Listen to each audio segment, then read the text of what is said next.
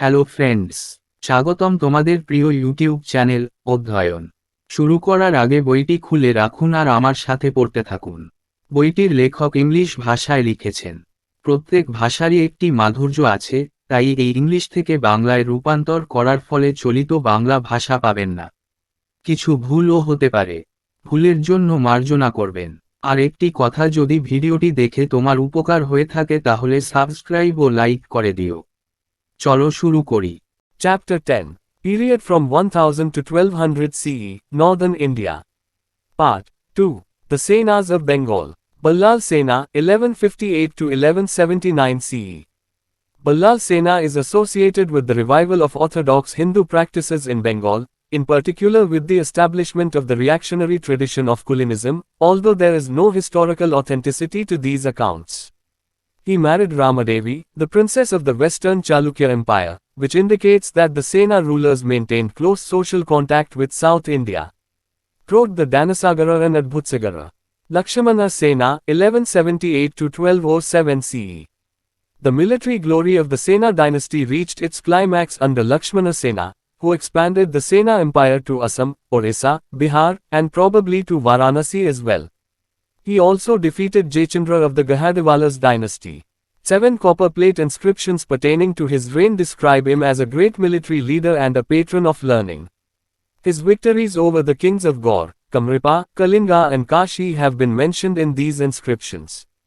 He is also said to have erected pillars commemorating his military activities at Puri, Banaras and Allahabad. He was the first Bengali ruler to extend his suzerainty beyond Benares. Some inscriptions found in Gaya shortly after his reign attest to his rule in the Gaya region. On his accession, he assumed the title of Ariraja Madana Sankara. Along with the traditional title of Gaureshwara, he also assumed the title Paramvishnava in place of the earlier epithet of Parameshwara used by both Vijay Sena and Ballal Sena. This indicates that Lakshmana Sena was a devout Vaishnav, unlike his father and grandfather, who were proclaimed Shavas. This is also supported by the fact that all the official proclamations from then on started with an invocation to Narayana. Lakshmana Sena's court was adorned by Jaydeva, the famous Vaishnava poet of Bengal and the author of Geet Govinda, Doi and Umapati Dhar, among other distinguished poets. His prime minister, Halayudha, was himself a great poet. The king himself was a man of letters and according to tradition, completed the work Adbhutsagara begun by his father. During the later years of his reign, the disintegration of the Sena kingdom began. South Bengal, Orissa and Kamripa threw away Sena suzerainty. There were also invasions by Central Asian invaders of Turkish origin and of Islamic faith. Towards the beginning of the 13th century, around 1203 to 1204 CE, one of the generals of Muhammad Ghori, Muhammad bin Bakhtiar Khalji attacked Nabdwip and invaded Bengal and Bihar and annexed them to the Ilmaic Empire. He captured northwest Bengal, although eastern Bengal remained under Sena control. However, by the middle of 13th century, the Senas were overthrown by the Deva dynasty. The Gangas of Orissa. The Eastern Ganga dynasty, popularly known as the Chodigangas, were a Hindu dynasty. They reigned from the 11th century to the early 15th century at Kalinga, and their kingdom consisted of the whole of the modern-day state of Orissa as well as parts of West Bengal, Andhra Pradesh and Chhattisgarh. Their capital was known by the name Kalinganagara, which is the modern Srimukhalingam in Srikakulam district of Andhra Pradesh bordering Orissa. They are remembered as the builders of the Sun Temple at Konark, which is an UNESCO World Heritage Site. It is pertinent to note that the Kesaris, who used to rule Orissa before the Gangas, built the Lingaraja temple at Bhubaneswar. The dynasty was founded by King Anantavarman Chodaganga. The Eastern Ganga rulers naturally carried South Indian culture to Orissa, as they hailed from southern India and were matrimonially related to the Chola Empire and Eastern Chalukyas. Interestingly, this influence is very well reflected in their currency. 2. This kingdom prospered through trade and commerce and the wealth was mostly used in the construction of temples. বাংলার সেনরা, বল্লাল সেনা 1158 থেকে 1179 খ্রিস্টাব্দ। বল্লাল সেনা বাংলায় গোঁড়া হিন্দু প্রথার পুনরুজ্জীবনের সাথে জড়িত, বিশেষ করে কুলিনবাদের প্রতিক্রিয়াশীল ঐতিহ্য প্রতিষ্ঠার সাথে, যদিও এই বিবরণগুলির কোন ঐতিহাসিক সত্যতা নেই। তিনি পশ্চিম চালুক্য সাম্রাজ্যের রাজকুমারী রামাদেবীকে বিয়ে করেছিলেন, যা নির্দেশ করে যে সেন শাসকরা দক্ষিণ ভারতের সাথে ঘনিষ্ঠ সামাজিক যোগাযোগ বজায় রেখেছিলেন। রানসাগর ও অদ্ভুতসাগর লিখেছেন। লক্ষণ সেনা 1178 থেকে 1207 খ্রিস্টাব্দ। লক্ষণ সেনের অধীনে সেন রাজবংশের সামরিক গৌরব চরমে পৌঁছেছিল, যিনি সেন সাম্রাজ্যকে আসাম, ওড়িশা, বিহার এবং সম্ভবত বারাণসী পর্যন্ত বিস্তৃত করেছিলেন। তিনি গহদ্বাল রাজবংশের জয়চন্দ্রকেও পরাজিত করেন।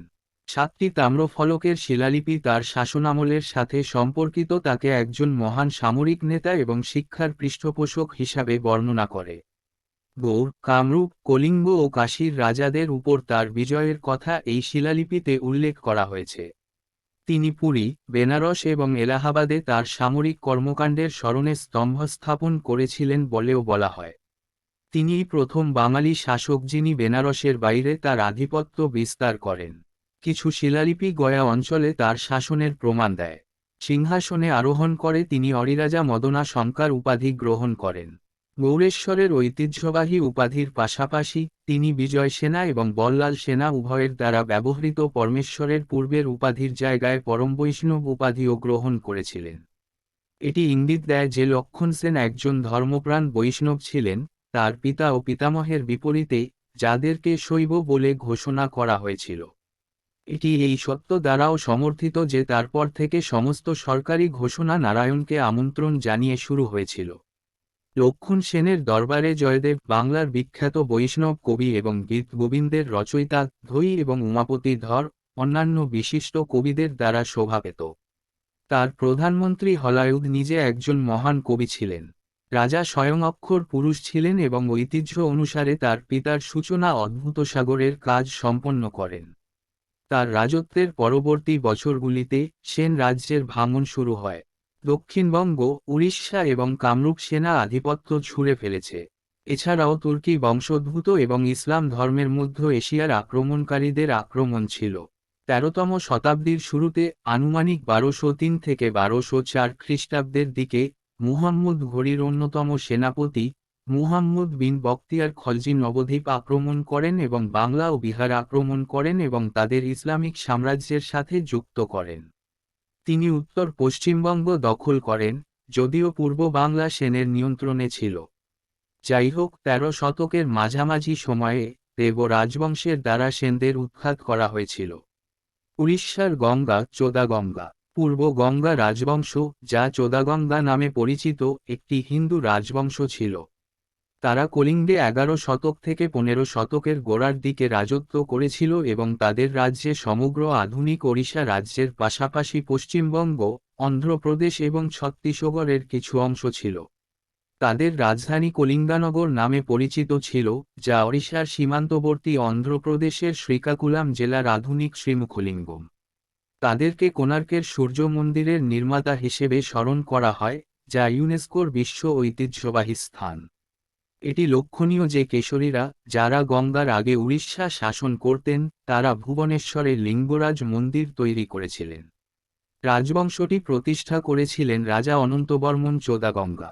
পূর্ব গঙ্গার শাসকরা স্বাভাবিকভাবেই দক্ষিণ ভারতীয় সংস্কৃতিকে ওড়িশায় নিয়ে গিয়েছিল, কারণ তারা দক্ষিণ ভারত থেকে এসেছিল এবং চোল সাম্রাজ্য এবং পূর্ব চালুক্যদের সাথে বৈবাহিকভাবে সম্পর্কিত ছিল। মজার বিষয় হল এই প্রভাব তাদের মুদ্রাতেও খুব ভালোভাবে প্রতিফলিত হয়। এই সাম্রাজ্য ব্যবসা বাণিজ্যের মাধ্যমে সমৃদ্ধ হয়েছিল এবং ধন সম্পদ বেশিরভাগ মন্দির নির্মাণে ব্যবহৃত হতো। Anantavarman Chodaganga, 1076 to 1150 CE. He assumed the title of Trikalingadipati in 1076 CE, that is, the ruler of the three Kalingas, which comprises of Kalinga proper, south, Utkal, north, and Kosal, west, and probably was the first king to rule all three divisions of Kalinga. He was a religious person as well as a great patron of art and literature. He was credited for having built the famous Jagannath temple of Puri in Orissa. Narasimhadeva, 1238 to 1264 CE. Another important king of this dynasty who constructed the Sun Temple of Konark, which is an UNESCO World Heritage Site. In the early 15th century, the rule of the dynasty came to end under the reign of King Bhanudeva IV, 1414 to 1434 CE. After the decline of the early Eastern Ganga's reign, the Chalukyas of Vengi took control of the region. Western Chalukyas of Kalyani, later Western Chalukyas. The Chalukyas who ruled from Kalyani, modern Basavakalyan in Karnataka, between the 10th and the 12th centuries CE are referred to as the later Western Chalukyas. Please refer to the earlier chapters for a discussion of the Chalukyas of Badami. Their kingdom included most of western Deccan and southern India.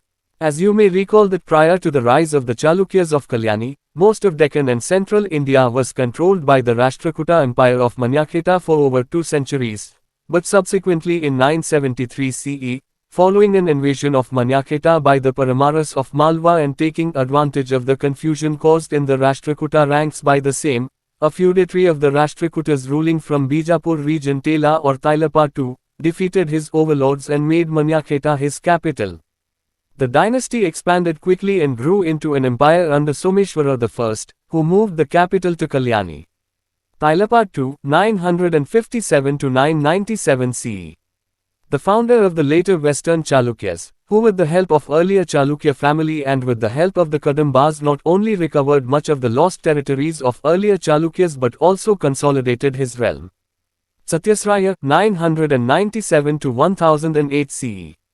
Tela was succeeded by his son Satyasraya, who defeated the Chola king, Rajaraja, who had invaded Satyasraya's region and thus conquered Rajaraja's territories. The successors of Satyasraya were respectively Desavarman, Vikramaditya V and Jaisimha I, 1015 to 1042 CE. It is pertinent to note that Jaisimha repelled invasions from the north as well as southern invasions from the Chola king, Rajendra. Someshwara I, 1043 to 1068 CE. The son of Jaisimha, who expelled Rajadhiraja Chola. Some inscriptions state that he broke the line of succession of Rajendra Chola by killing him. According to tradition, it is believed that Someshwara I preferred his second and more able son Vikramaditya as his successor, but the latter declined the honor in favor of the elder son, i.e., Someshwara II, c. 1068-1076 CE, and as a general of his brother's army Vikramaditya conquered the Cholas, Kerala and Ceylon. However, Someshwara II soon fell into bad ways and thus lost the loyalty of his brother, following which Vikramaditya started ruling the southern part of the kingdom independently. অনন্তবর্মন চোদাগঙ্গা 1076 থেকে 1150 খ্রিস্টাব্দ। তিনি 1076 খ্রিস্টাব্দে ত্রিকালিঙ্গিপতি উপাধি গ্রহণ করেন, অর্থাৎ 3টি কলিঙ্গের শাসক, যা কলিঙ্গ যথাযথ দক্ষিণ, উৎকল উত্তর এবং কোশল পশ্চিম নিয়ে গঠিত এবং সম্ভবত তিনিই প্রথম রাজা যিনি 3টি বিভাগেই শাসন করেছিলেন। কলিঙ্গের তিনি একজন ধার্মিক ব্যক্তিত্বের পাশাপাশি শিল্প ও সাহিত্যের একজন মহান পৃষ্ঠপোষক ছিলেন। ওড়িশার পুরীর বিখ্যাত জগন্নাথ মন্দির নির্মাণের জন্য তাকে কৃতিত্ব দেওয়া হয়। নরসিংহদেব 1238 থেকে 1264 খ্রিস্টাব্দ। এই রাজবংশের আরেকজন গুরুত্বপূর্ণ রাজা যিনি কোণার্কের সূর্য মন্দির নির্মাণ করেছিলেন যা ইউনেস্কোর ওয়ার্ল্ড হেরিটেজ সাইট। 15 শতকের গোড়ার দিকে রাজা ভানুদেব 1414 থেকে 1434 খ্রিস্টাব্দ এর রাজত্বের অধীনে রাজবংশের শাসনের অবসান ঘটে। প্রারম্ভিক গঙ্গার রাজত্বের পতনের পর ভেঙ্গির চালুক্যরা এই অঞ্চলের নিয়ন্ত্রণ নেয়। কল্যাণীর পশ্চিম চালুক্য, পরবর্তীতে পশ্চিম চালুক্য। 10ম এবং 12তম শতাব্দীর মধ্যে কল্যাণী, কর্ণাটকের আধুনিক বাসবকল্যাণ থেকে শাসনকারী চালুক্যদের পরবর্তী পশ্চিম চালুক্য হিসাবে উল্লেখ করা হয়। বাদামির চালুক্যদের আলোচনার জন্য অনুগ্রহ করে পূর্ববর্তী অধ্যায়গুলি দেখুন। তাদের রাজ্যের মধ্যে পশ্চিম দাক্ষিণাত্য এবং দক্ষিণ ভারতের বেশিরভাগ অংশ অন্তর্ভুক্ত ছিল। আপনি মনে করতে পারেন যে কল্যাণীর চালুক্যদের উত্থানের আগে বেশিরভাগ দাক্ষিণাত্য এবং মধ্য ভারত 2 শতাব্দীরও বেশি সময় ধরে মান্যখেতার রাষ্ট্রকূট সাম্রাজ্য দ্বারা নিয়ন্ত্রিত ছিল, কিন্তু পরবর্তীতে 973 খ্রিস্টাব্দে মালওয়ার পরমারদের দ্বারা মান্যখেতা আক্রমণের পর এবং এর ফলে রাষ্ট্রকূটদের মধ্যে সৃষ্ট বিভ্রান্তির সুযোগ নিয়ে বিজাপুর অঞ্চল টাইলা বা তৈলাপাত 2 থেকে শাসক রাষ্ট্রকূটদের একজন সামন্ত তার অধিপতিদের পরাজিত করে মান্যখেতাকে তার রাজধানী করে। রাজবংশটি দ্রুত প্রসারিত হয় এবং সোমেশ্বর প্রথমের অধীনে একটি সাম্রাজ্যে পরিণত হয়, যিনি রাজধানী কল্যাণীতে স্থানান্তরিত করেন। তেইলাপা 2, 957 থেকে 997 খ্রিস্টাব্দ। পরবর্তী পশ্চিম চালুক্যদের প্রতিষ্ঠাতা, যিনি পূর্ববর্তী চালুক্য পরিবারের সাহায্যে এবং কদম্বদের সহায়তায় পূর্ববর্তী চালুক্যদের হারানো অঞ্চলের বেশিরভাগই পুনরুদ্ধার করেননি বরং তার রাজ্যকেও সুসংহত করেছিলেন। সত্যাশ্রয় 997 থেকে 1008 খ্রিস্টাব্দ। টাইলার স্থলাভিষিক্ত হন তার পুত্র সত্যাশ্রয়, যিনি চোল রাজা রাজারাজাকে পরাজিত করেছিলেন, যিনি সত্যাশ্রয়ের অঞ্চল আক্রমণ করেছিলেন এবং এইভাবে রাজারাজের অঞ্চলগুলি জয় করেছিলেন। সত্যাশ্রয়ের উত্তরসূরিরা ছিলেন যথাক্রমে দশবর্মন, বিক্রমাদিত্য 5 এবং জয়সিংহ 1015 থেকে 1042 খ্রিস্টাব্দ। এটি লক্ষণীয় যে জয়সিংহ উত্তর থেকে আক্রমণের পাশাপাশি চোল রাজা রাজেন্দ্রের দক্ষিণ আক্রমণ প্রতিহত করেছিলেন। সোমেশ্বর 1043 থেকে 1068 খ্রিস্টাব্দ। জয়সিংহের পুত্র, যিনি রাজাধিরাজ চোলকে বহিষ্কার করেছিলেন। কিছু শিলালিপিতে বলা হয়েছে যে তিনি তাকে হত্যা করে রাজেন্দ্র চোলের উত্তরাধিকারের লাইন ভেঙে দিয়েছেন।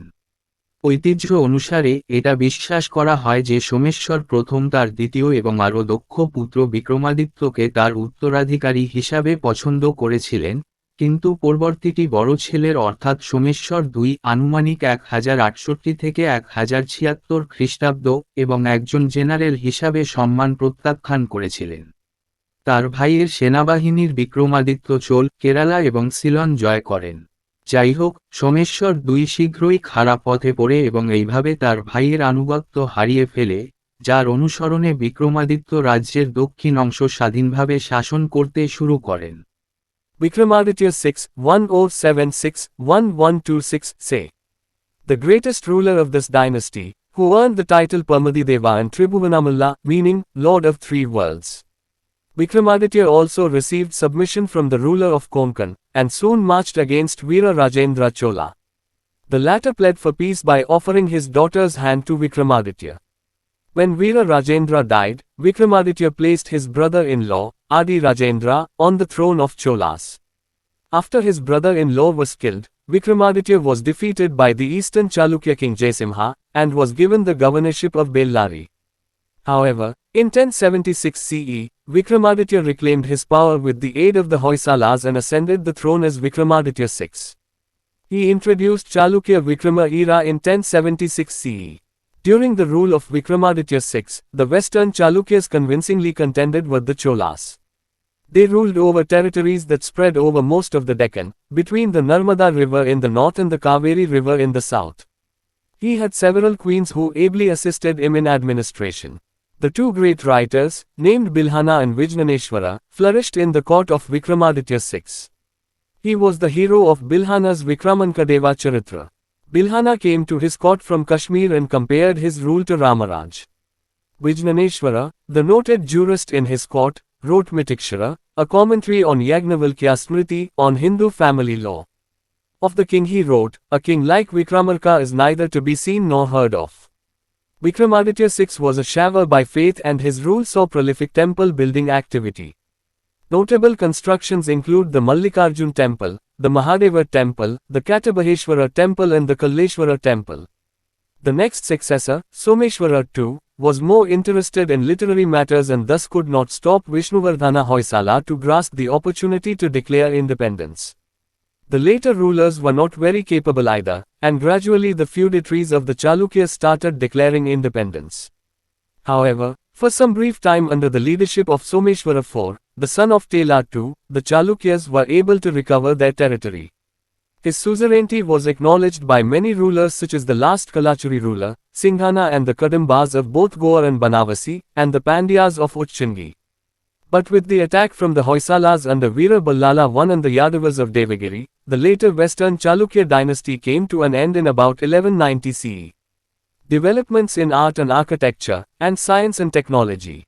The growth in scientific pursuits unfortunately slowed down during this period. The growth of science and technology is linked with the growth of any society. However, as the society during this period became largely rigid and narrow in its outlook, scientific attitudes could not develop as well. As noted by the Central Asian scientist and scholar, Al-Biruni, the insular attitudes of the educated, in particular the Brahmanas, led a tremendous lack in intercultural scientific learning and collaboration. surgery declined, as the dissection of dead bodies was regarded as fit only for people of low caste such as barbers. Astronomy was now enveloped by astrology. However, some advances were made in the field of mathematics, as the 9th century Ganatisarasangraha of Mahaviracharya and the Lilavati of Bhaskar II were written during this period, 1150 CE, which remained standard text for a long time. Bhaskara II, 1114 to 1185 CE, the greatest mathematician of medieval India and astronomer, was born in Bijapur in modern Karnataka.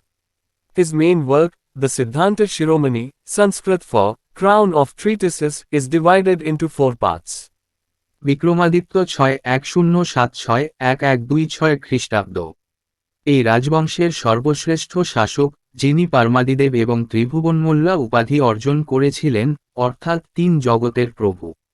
Vikramaditya কোঙ্কণের শাসকের কাছ থেকে বশ্যতা পেয়েছিলেন এবং শীঘ্রই বীর রাজেন্দ্র চোলের বিরুদ্ধে অগ্রসর হন। পরেরটি বিক্রমাদিত্যের কাছে তার কন্যার হাত নিবেদন করে শান্তির জন্য প্রার্থনা করেছিল। বীর রাজেন্দ্র মারা গেলে বিক্রমাদিত্য তার শ্যালক আদি রাজেন্দ্রকে চোলদের সিংহাসনে বসান। তার শ্যালক নিহত হওয়ার পর বিক্রমাদিত্য পূর্ব চালুক্য রাজা জয়সীমার কাছে পরাজিত হন এবং বেল্লারির গভর্নর পদ পান। যাই হোক, 1076 খ্রিস্টাব্দে হয়সালদের সহায়তায় বিক্রমাদিত্য তার ক্ষমতা পুনরুদ্ধার করেন এবং বিক্রমাদিত্য 6 হিসাবে সিংহাসনে আরোহণ করেন। তিনি 1076 খ্রিস্টাব্দে চালুক্য বিক্রম যুগের প্রবর্তন করেন।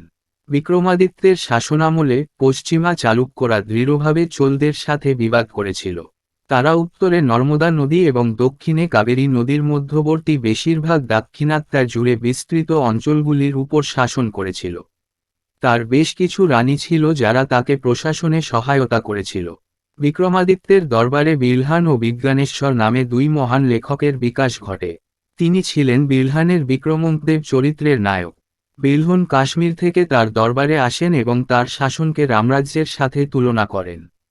বিজ্ঞানেশ্বর তার আদালতের প্রখ্যাত আইনজ্ঞ মিতাক্ষরা লিখেছেন যাজ্ঞবল্ক্য স্মৃতির হিন্দু পারিবারিক আইনের উপর একটি ভাষ্য।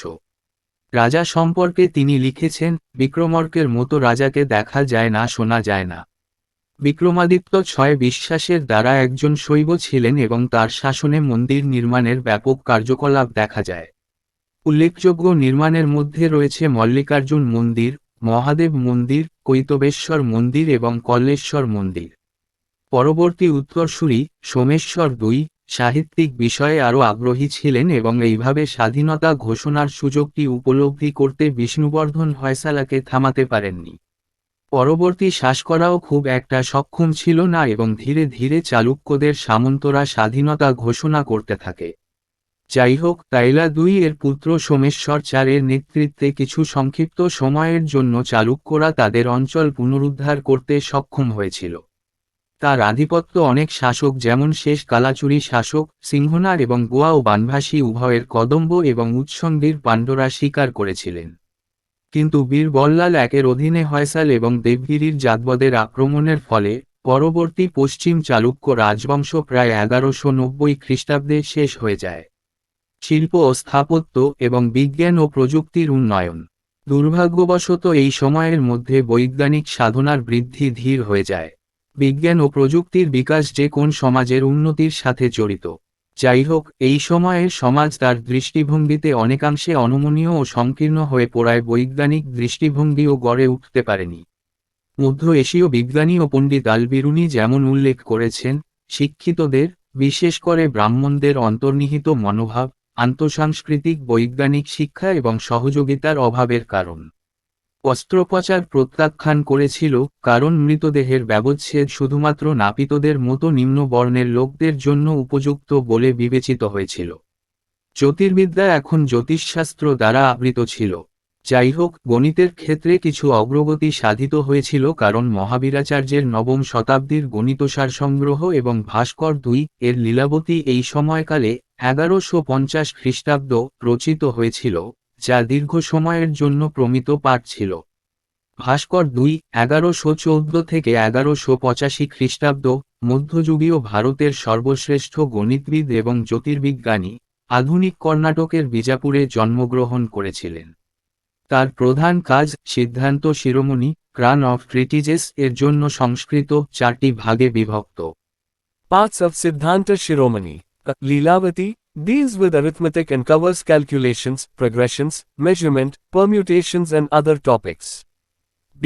Bijaganita deals with algebra, and under this section, Bhaskara discusses concepts such as zero, infinity, positive and negative numbers and indeterminate equations including the now called Pell's equation. C. Grahageta deals with the mathematics of the planets, and while treating the motion of planets, he considers their instantaneous speeds and also arrives at an approximation.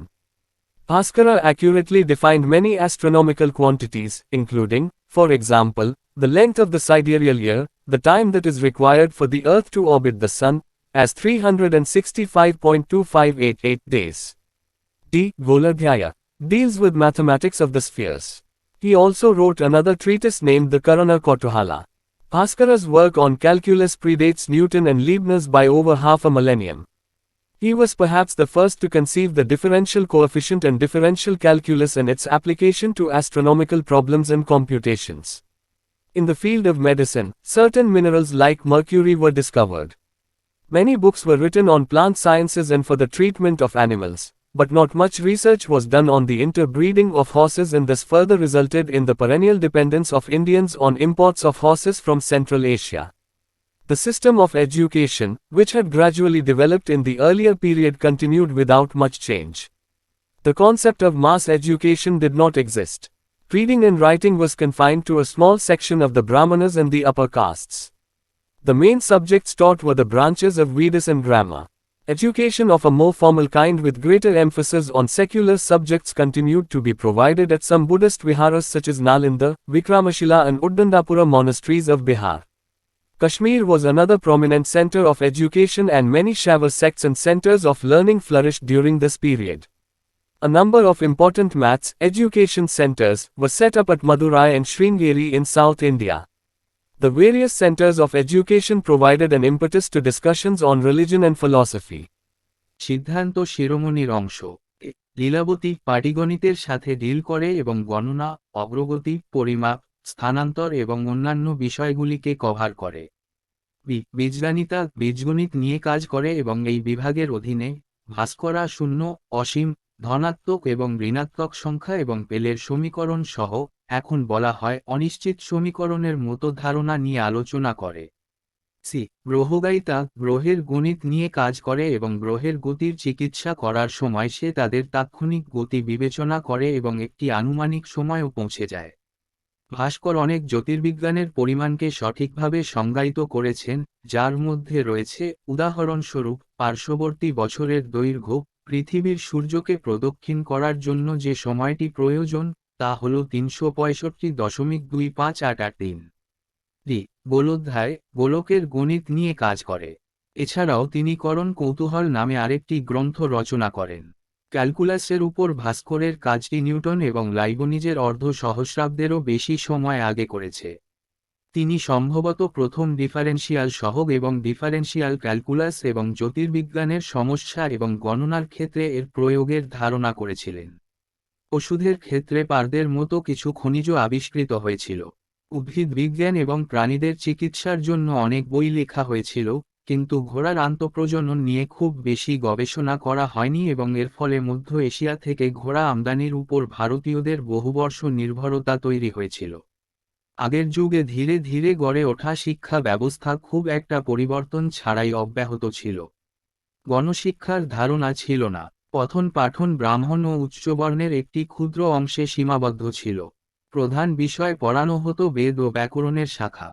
বিহারের নালন্দা, বিক্রমশিলা এবং উদ্দণ্ডপুরা মঠের মতো কিছু বৌদ্ধ বিহারে ধর্মনিরপেক্ষ বিষয়ের উপর অধিক জোর দিয়ে আরও আনুষ্ঠানিক ধরনের শিক্ষা প্রদান করা অব্যাহত ছিল। কাশ্মীর ছিল শিক্ষার আরেকটি বিশিষ্ট কেন্দ্র এবং এই সময়কালে অনেক শৈব সম্প্রদায় ও শিক্ষার কেন্দ্রের বিকাশ ঘটে।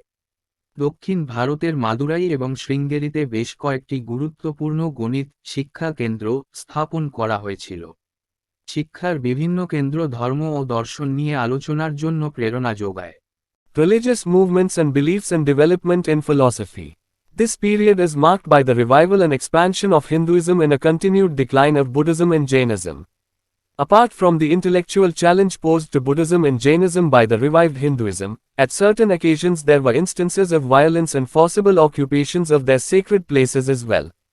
Buddhism was merely confined to eastern India, specially patronized by the Palas. However, Buddhism during this era assumed forms which made it indistinguishable from Hinduism. Jainism continued to be popular, especially among the trading communities. The Chalukyan rulers of Gujarat patronized Jainism, and it was during this time that the famous and magnificent Dilwara temples of Mount Abu were built. The revival and expansion of Hinduism took many forms. Shiva and Vishnu became chief gods and magnificent temples were built to proclaim their supremacy. This also ushered an era of cultural synthesis. A typical and important characteristic of this period was the growth of the Bhakti movement in South India, which was led by popular saints called Nayanas, worshippers of Shiva, and Alvars, worshippers of Vishnu.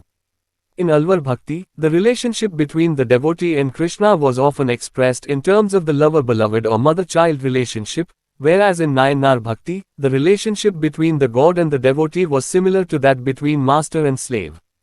Thus, the Nayanas describe themselves as Attiyar, servant.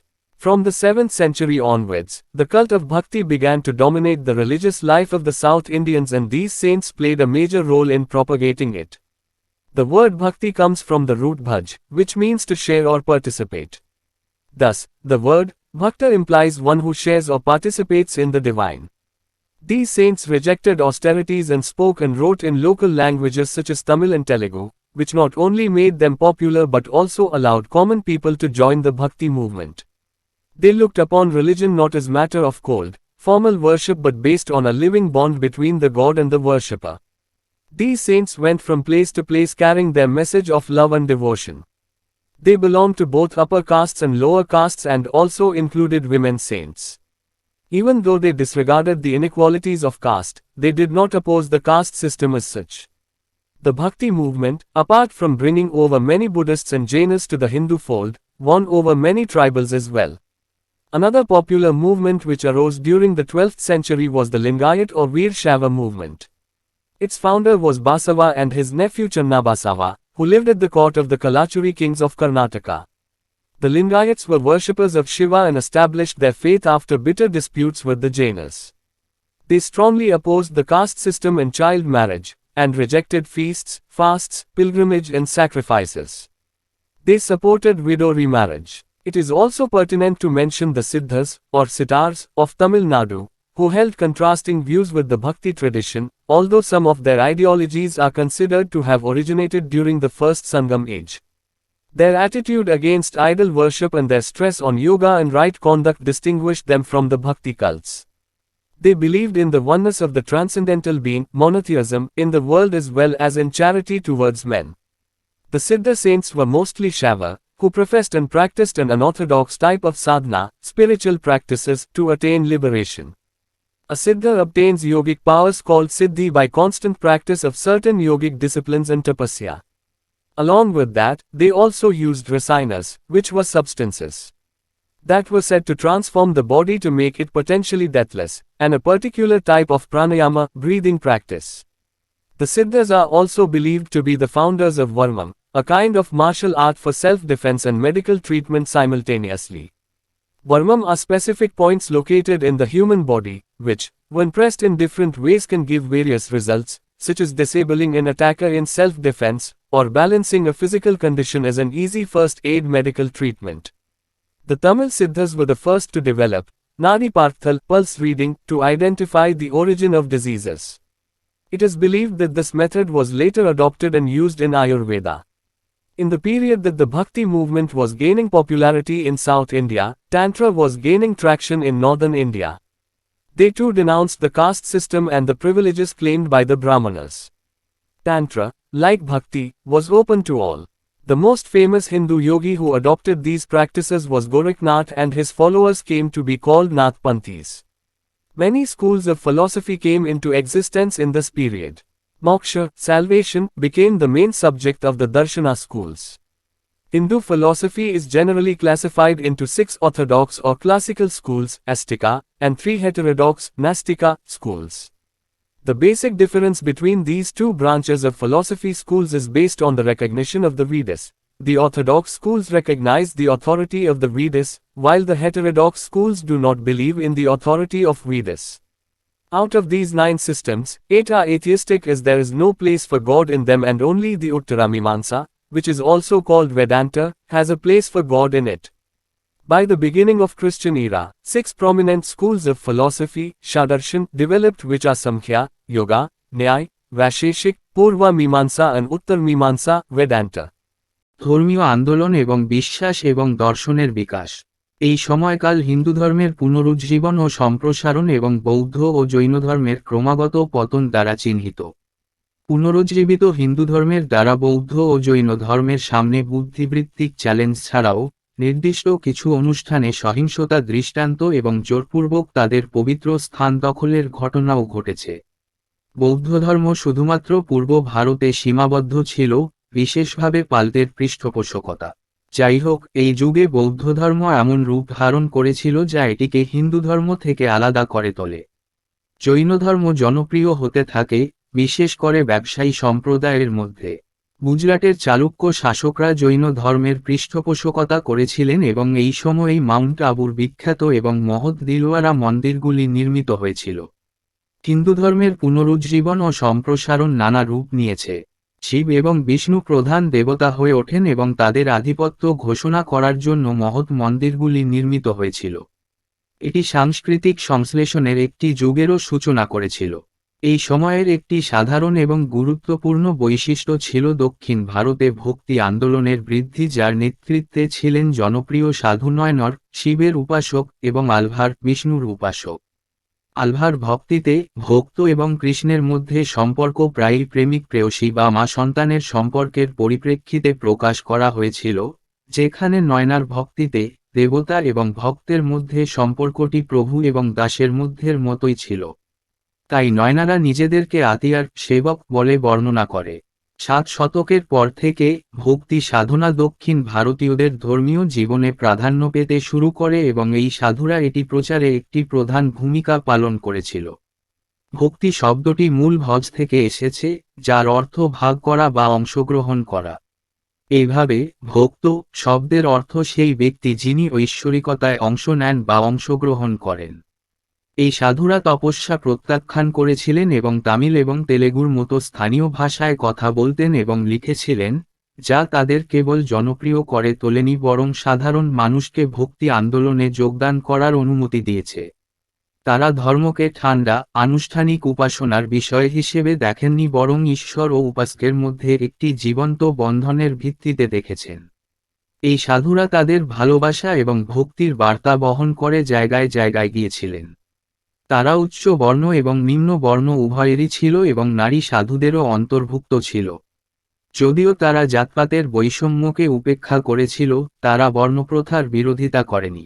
ভক্তি আন্দোলন অনেক বৌদ্ধ এবং জৈনদের হিন্দু ভাজে নিয়ে আসার পাশাপাশি অনেক আদিবাসীদেরও জয় করেছিল। 12 শতকে উদ্ভূত আরেকটি জনপ্রিয় আন্দোলন হল লিঙ্গায়ত বা বীরশৈব আন্দোলন। এর প্রতিষ্ঠাতা বাসব এবং তার ভাগ্নে চন্নাবসাব, যিনি কর্ণাটকের কালাচুরি রাজাদের দরবারে থাকতেন। লিঙ্গায়তরা শিবের উপাসক ছিল এবং জৈনদের সাথে তিক্ত বিরোধের পর তাদের বিশ্বাস প্রতিষ্ঠা করেছিল। তারা জাতিভেদ প্রথা ও বাল্যবিবাহের তীব্র বিরোধিতা করেছিল এবং ভোজ, উপবাস, তীর্থযাত্রা ও বলিদান প্রত্যাখ্যান করেছিল। তারা বিধবা পুনর্বিবাহকে সমর্থন করেছিল। তামিলনাড়ুর সিদ্ধদের বা সিদ্ধার উল্লেখ করাও প্রাসঙ্গিক, যারা ভক্তি ঐতিহ্যের সাথে বিপরীত মত পোষণ করতেন, যদিও তাদের কিছু মতাদর্শ প্রথম সঙ্গম যুগে উদ্ভূত বলে মনে করা হয়। মূর্তি পূজার বিরুদ্ধে তাদের মনোভাব এবং যোগব্যায়াম এবং সঠিক আচরণের উপর তাদের চাপ তাদেরকে ভক্তি ধর্ম থেকে আলাদা করেছে। তারা বিশ্বে অতীন্দ্রিয় সত্তার একেশ্বরবাদ একত্বের পাশাপাশি পুরুষদের প্রতি দানশীলতায় বিশ্বাসী ছিল।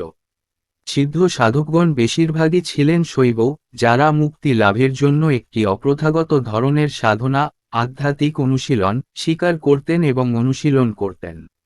একটি সিদ্ধ নির্দিষ্ট যোগ শাস্ত্র এবং তপস্যার নিয়মিত অনুশীলনের মাধ্যমে সিদ্ধি নামক যোগিক শক্তি অর্জন করে। সেই সাথে তারা রসায়নও ব্যবহার করত, যেগুলি এমন পদার্থ যা দেহকে সম্ভাব্য মৃত্যুহীন করার জন্য রূপান্তরিত করে এবং একটি বিশেষ ধরনের প্রাণায়াম, শ্বাসপ্রশ্বাসের অনুশীলন, ব্যবহার করত। সিদ্ধরা ভার্মামের প্রতিষ্ঠাতা বলেও বিশ্বাস করা হয়, আত্মরক্ষা এবং চিকিৎসার জন্য এক ধরনের মার্শাল আর্ট। ভার্মাম হল মানবদেহে অবস্থিত নির্দিষ্ট বিন্দু, যেগুলিকে বিভিন্ন উপায়ে চাপলে বিভিন্ন ফলাফল পাওয়া যায়, যেমন আত্মরক্ষায় একজন আক্রমণকারীকে অক্ষম করা, বা একটি সহজ প্রাথমিক চিকিৎসা হিসাবে শারীরিক অবস্থার ভারসাম্য বজায় রাখা। তামিল সিদ্ধরাই প্রথম রোগের উৎপত্তি শনাক্ত করার জন্য নদী পার্থথল, নারী পরাগ তৈরি করেন। এটা বিশ্বাস করা হয় যে এই পদ্ধতিটি পরবর্তীতে আয়ুর্বেদে গৃহীত এবং ব্যবহৃত হয়েছিল। যে সময়কালে ভক্তি আন্দোলন দক্ষিণ ভারতে জনপ্রিয়তা লাভ করছিল, সেই সময়ে উত্তর ভারতে তন্ত্রের প্রচলন ছিল। তারাও বর্ণপ্রথা এবং ব্রাহ্মণদের দাবি করা সুযোগ সুবিধাকে নিন্দা করেছিল। ভক্তির মতো তন্ত্র ছিল সবার জন্য উন্মুক্ত।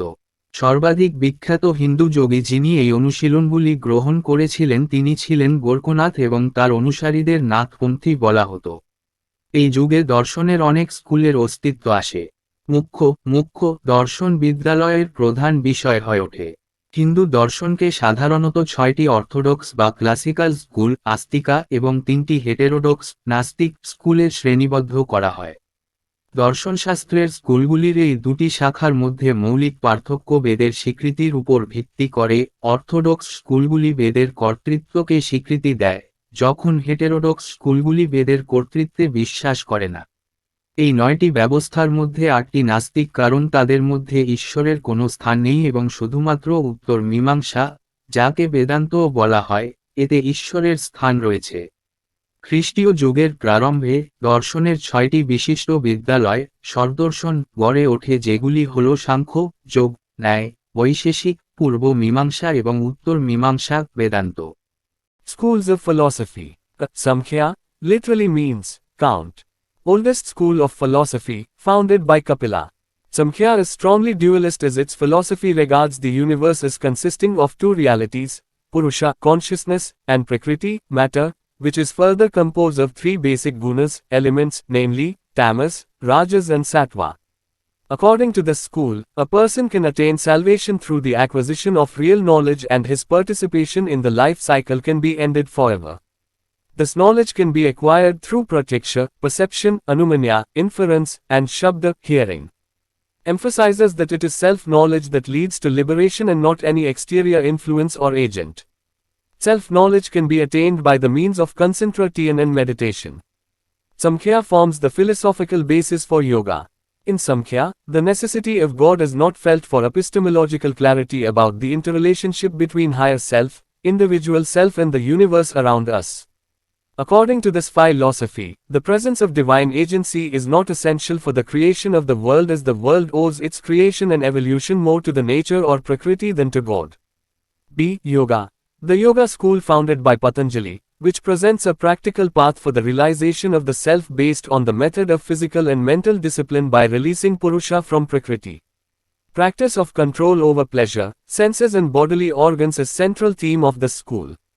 In order to attain salvation, physical exercises in various asana, postures, and pranayama, breathing exercises, are prescribed. It is believed that through these exercises, the mind gets diverted from worldly matters and achieves concentration. Yoga describes energy flowing through energy channels and concentrated in chakras. Hatha Yoga. Hatha Yoga is about creating a body which is not a hurdle in one's life. The body becomes a stepping stone, not a hurdle, not a roadblock, in one's progress.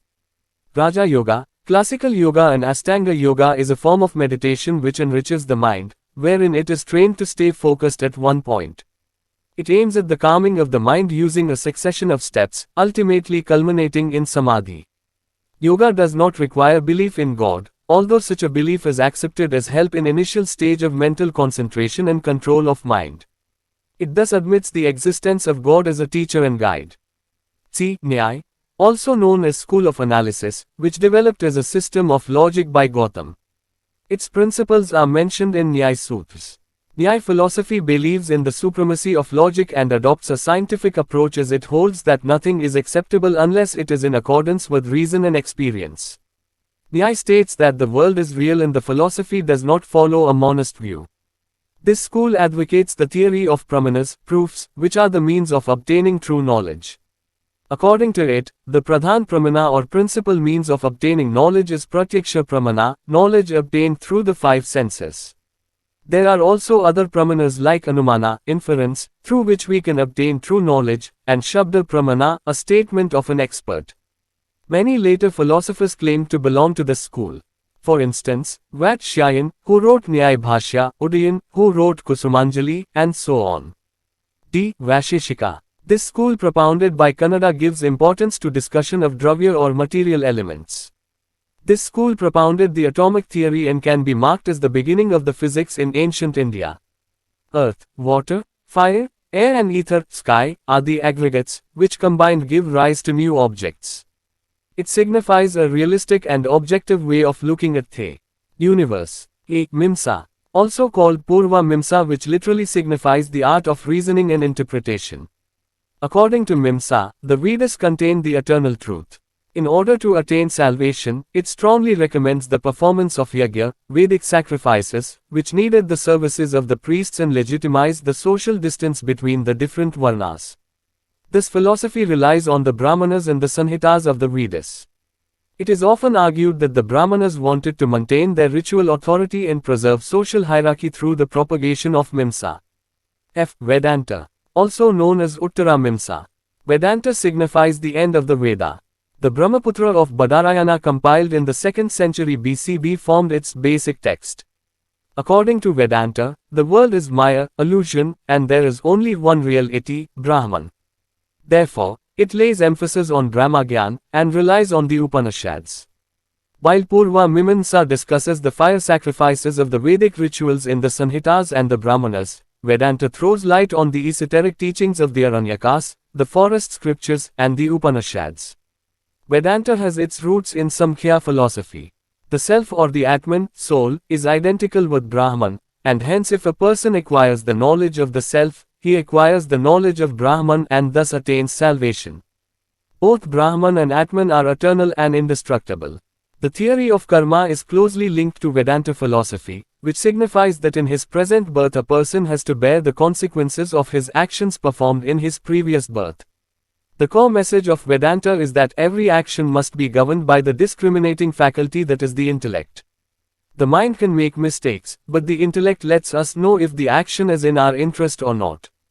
দর্শনের school Samkhya আক্ষরিক অর্থ গণনা প্রাচীনতম school of philosophy Kapila প্রতিষ্ঠিত সাক্ষ্য দৃঢ়ভাবে দ্বৈতবাদী কারণ এর দর্শন মহাবিশ্বকে দুটি বাস্তবতা পুরুষ চেতনা এবং প্রকৃতি পদার্থ সমন্বিত হিসাবে বিবেচনা করে যা আরও তিনটি বেসিক গুণাস উপাদান দ্বারা গঠিত যথা তমাস রাজস এবং সত্ত্বভা দ্বারা গঠিত এই স্কুল অনুসারে একজন ব্যক্তি প্রকৃত জ্ঞান অর্জনের মাধ্যমে পরিত্রাণ অর্জন করতে পারে এবং জীবনচক্রে তার অংশগ্রহণ চিরতরে শেষ হতে পারে এই জ্ঞানটি প্রত্যক্ষ উপলব্ধি আনুমান্না অনুমান এবং শাব্দা শুনানি এর মাধ্যমে অর্জিত হতে পারে জোর দিয়েছিলেন যে এটি জ্ঞান যা মুক্তির দিকে পরিচালিত করে এবং কোনো বাহ্যিক প্রভাব বা এজেন্ট নয় ঘনত্ব এবং ধ্যানের মাধ্যম দ্বারা স্বজ্ঞান অর্জন করা যেতে পারে সাংখ্যযোগের জন্য দার্শনিক ভিত্তি গঠন করে সাংখ্য ভাষায় উচ্চতর স্বতন্ত্র এবং আমাদের চারপাশের মহাবিশ্বের মধ্যে আন্তঃসম্পর্ক সম্পর্কে জ্ঞানতাত্ত্বিক স্পষ্টতার জন্য ঈশ্বরের প্রয়োজনীয়তা অনুভূত হয় না এই ফিলসফির মতে বিশ্ব সৃষ্টির জন্য ঐশ্বরিক সংস্থার উপস্থিতি প্রয়োজনীয় নয় কারণ পৃথিবী ঈশ্বরের চেয়ে প্রকৃতি বা প্রাকৃতের প্রতি তার সৃষ্টি এবং বিবর্তনকে আরও বেশি যোগ পতঞ্জলি দ্বারা প্রতিষ্ঠিত যোগ স্কুল যা প্রকৃতি থেকে পুরুষকে ছেড়ে দিয়ে শারীরিক ও মানসিক শৃঙ্খলার পদ্ধতিতে স্বভিত্তিক উপলব্ধির জন্য একটি ব্যবহারিক পথ উপস্থাপন করে আনন্দ ইন্দ্রিয় এবং শারীরিক অঙ্গগুলির উপর নিয়ন্ত্রণের অনুশীলন এই বিদ্যালয়ের কেন্দ্রীয় থিম পরিত্রাণ অর্জনের জন্য বিভিন্ন আসন ভঙ্গি এবং প্রাণায়াম শ্বাস প্রশ্বাসের অনুশীলন এর শারীরিক অনুশীলনগুলি নির্ধারিত হয় এটি বিশ্বাস করা হয় যে এই অনুশীলনের মাধ্যমে মন পার্থিব বিষয়গুলি থেকে সরে যায় এবং ঘনত্ব অর্জন করে যোগব্যায়াম শক্তি চ্যানেলগুলির মধ্য দিয়ে প্রবাহিত শক্তি এবং চক্রগুলিতে কেন্দ্রীভূত শক্তি বর্ণনা করে হাঠা যোগ এমন একটি দেহ তৈরি করার বিষয়ে যা কারো জীবনে বাধা নয়। রাজা যোগ, ধ্রুপদী যোগ এবং আস্তঙ্গা যোগা ধ্যানের এক রূপ যা মনকে সমৃদ্ধ করে, যেখানে এটি এক পর্যায়ে মনোনিবেশ করার প্রশিক্ষণ দেওয়া হয়। এর লক্ষ্য পদক্ষেপের উত্তরসূরি ব্যবহার করে মনকে শান্ত করার লক্ষ্য শেষ পর্যন্ত সমাধিতে সমাপ্ত হয়। যোগাতে ঈশ্বরের প্রতি বিশ্বাসের প্রয়োজন হয় না, যদিও এই জাতীয় বিশ্বাসকে মানসিক ঘনত্ব এবং মনের নিয়ন্ত্রণের প্রাথমিক পর্যায়ে সহায়তা হিসাবে গ্রহণ করা হয়। এটি এইভাবে একজন শিক্ষক এবং গাইড হিসাবে ঈশ্বরের অস্তিত্বকে স্বীকার করে। নায়া স্কুল অফ অ্যানালাইসিস নামেও পরিচিত, যা গৌতমের দ্বারা যুক্তির ব্যবস্থা হিসাবে বিকশিত হয়েছিল। এর নীতিগুলি নয়া সূত্রে উল্লেখ করা হয়েছে। নায়া দর্শন যুক্তির আধিপত্যকে বিশ্বাস করে এবং একটি বৈজ্ঞানিক পদ্ধতির গ্রহণ করে কারণ এটি ধারণ করে যে এটি যুক্তি এবং অভিজ্ঞতার সাথে সামঞ্জস্য না করা হলে কিছুই গ্রহণযোগ্য নয়। নয়া বলেছেন যে পৃথিবী বাস্তব এবং দর্শন কোনো মনিস্ট দৃষ্টিভঙ্গি অনুসরণ করে না। এই স্কুলটি প্রামানাস প্রমাণ তত্ত্বকে সমর্থন করে, যা সত্য জ্ঞান অর্জনের মাধ্যম। এর মতে প্রধান প্রমাণা বা জ্ঞান অর্জনের মূল মাধ্যম প্রত্যক্ষ প্রমাণা, পাঁচটি ইন্দ্রিয়ের মাধ্যমে প্রাপ্ত জ্ঞান। অনুমান, যার মাধ্যমে আমরা সত্য জ্ঞান অর্জন করতে পারি, এবং শাব্দা প্রমাণা, বিশেষজ্ঞের বিবৃতি, এর মতো অন্যান্য প্রামাণ্য রয়েছে। পরবর্তীকালে অনেক দার্শনিক এই বিদ্যালয়ের অন্তর্ভুক্ত বলে দাবি করেছিলেন। উদাহরণস্বরূপ ভাত সায়ান, যিনি না ভাষা লিখেছিলেন, উদয়ান, যিনি কুসুমঞ্জালি লিখেছিলেন, ইত্যাদি। বৈশেষিকা কন্নড় দ্বারা চালিত এই স্কুলটি দ্রাব্য বা উপাদানগুলির আলোচনার গুরুত্ব দেয়। এই স্কুলটি পারমাণবিক তত্ত্বকে উৎসাহিত করেছিল এবং প্রাচীন ভারতে পদার্থবিজ্ঞানের সূচনা হিসাবে চিহ্নিত করা যেতে পারে। পৃথিবী, জল, আগুন, বায়ু এবং ইথার, আকাশ, সমষ্টি, যা একত্রিত করে নতুন বস্তুগুলিকে জন্ম দেয়। এটি মহাবিশ্বের দিকে তাকানোর একটি বাস্তববাদী এবং উদ্দেশ্যমূলক উপায়কে বোঝায়। মীমাংসা এছাড়াও পূর্ব মীমাংসা নামে পরিচিত, যা আক্ষরিক অর্থে যুক্তি এবং ব্যাখ্যার শিল্পকে বোঝায়। মীমাংসার মতে বেদগুলিতে চিরন্তন সত্য রয়েছে। পরিত্রাণ অর্জনের জন্য এটি ইয়াজ্ঞ, বৈদিক ত্যাগ এর পারফরমেন্সের দৃঢ়ভাবে সুপারিশ করে, যার পুরোহিতদের পরিষেবাগুলির প্রয়োজন ছিল এবং বিভিন্ন বর্ণের মধ্যে সামাজিক দূরত্বকে বৈধতা দিয়েছিল। এই দর্শন ব্রাহ্মণ এবং বেদের সংহিতাদের উপর নির্ভর করে। প্রায়শই যুক্তি দেওয়া হয় যে ব্রাহ্মণরা তাদের আচারের কর্তৃত্ব বজায় রাখতে এবং মীমাংসার প্রসারের মাধ্যমে সামাজিক শ্রেণীবিন্যাস সংরক্ষণ করতে চেয়েছিলেন। বেদন্ত উত্তরা মীমাংসা নামেও পরিচিত। বেদন্ত বেদের শেষের ইঙ্গিত দেয়। 2য় শতাব্দীতে সংকলিত বদরায়ণের ব্রহ্মপুত্র তার প্রাথমিক পাঠ্য গঠন করেছিল। বেদন্তের মতে পৃথিবী মায়া এবং সেখানে কেবল একটি বাস্তব ব্রাহ্মণ। অতএব এটি ব্রহ্মজ্ঞান উপর জোর দেয় এবং উপনিষদের উপর নির্ভর করে। পূর্বে মীমাংসা সংহিতা এবং ব্রাহ্মণদের বৈদিক আচারের আগুনের ত্যাগের বিষয়ে আলোচনা করার সময় বেদারণ্যকাস, বনশাস্ত্র এবং উপনিষদদের রহস্যময় শিক্ষার উপর আলোকপাত করেছেন। সম্মা দর্শনে বেদান্তের শিকড় রয়েছে। আত্মা ব্রাহ্মণের সাথে অভিন্ন, এবং তাই যদি কোনো ব্যক্তি আত্মার জ্ঞান অর্জন করে তবে তিনি ব্রাহ্মণের জ্ঞান অর্জন করেন এবং এভাবে পরিত্রাণ অর্জন করেন। ব্রাহ্মণ এবং আত্ম উভয়ই চিরন্তন এবং অবিনাশী। কর্মের তত্ত্বটি বেদান্ত দর্শনের সাথে ঘনিষ্ঠভাবে জড়িত, যা তার বর্তমান জন্মের ক্ষেত্রে কোনো ব্যক্তিকে তার আগের জন্মের সময় সম্পাদিত কর্মের পরিণতি সহ্য করতে হয় তা বোঝায়।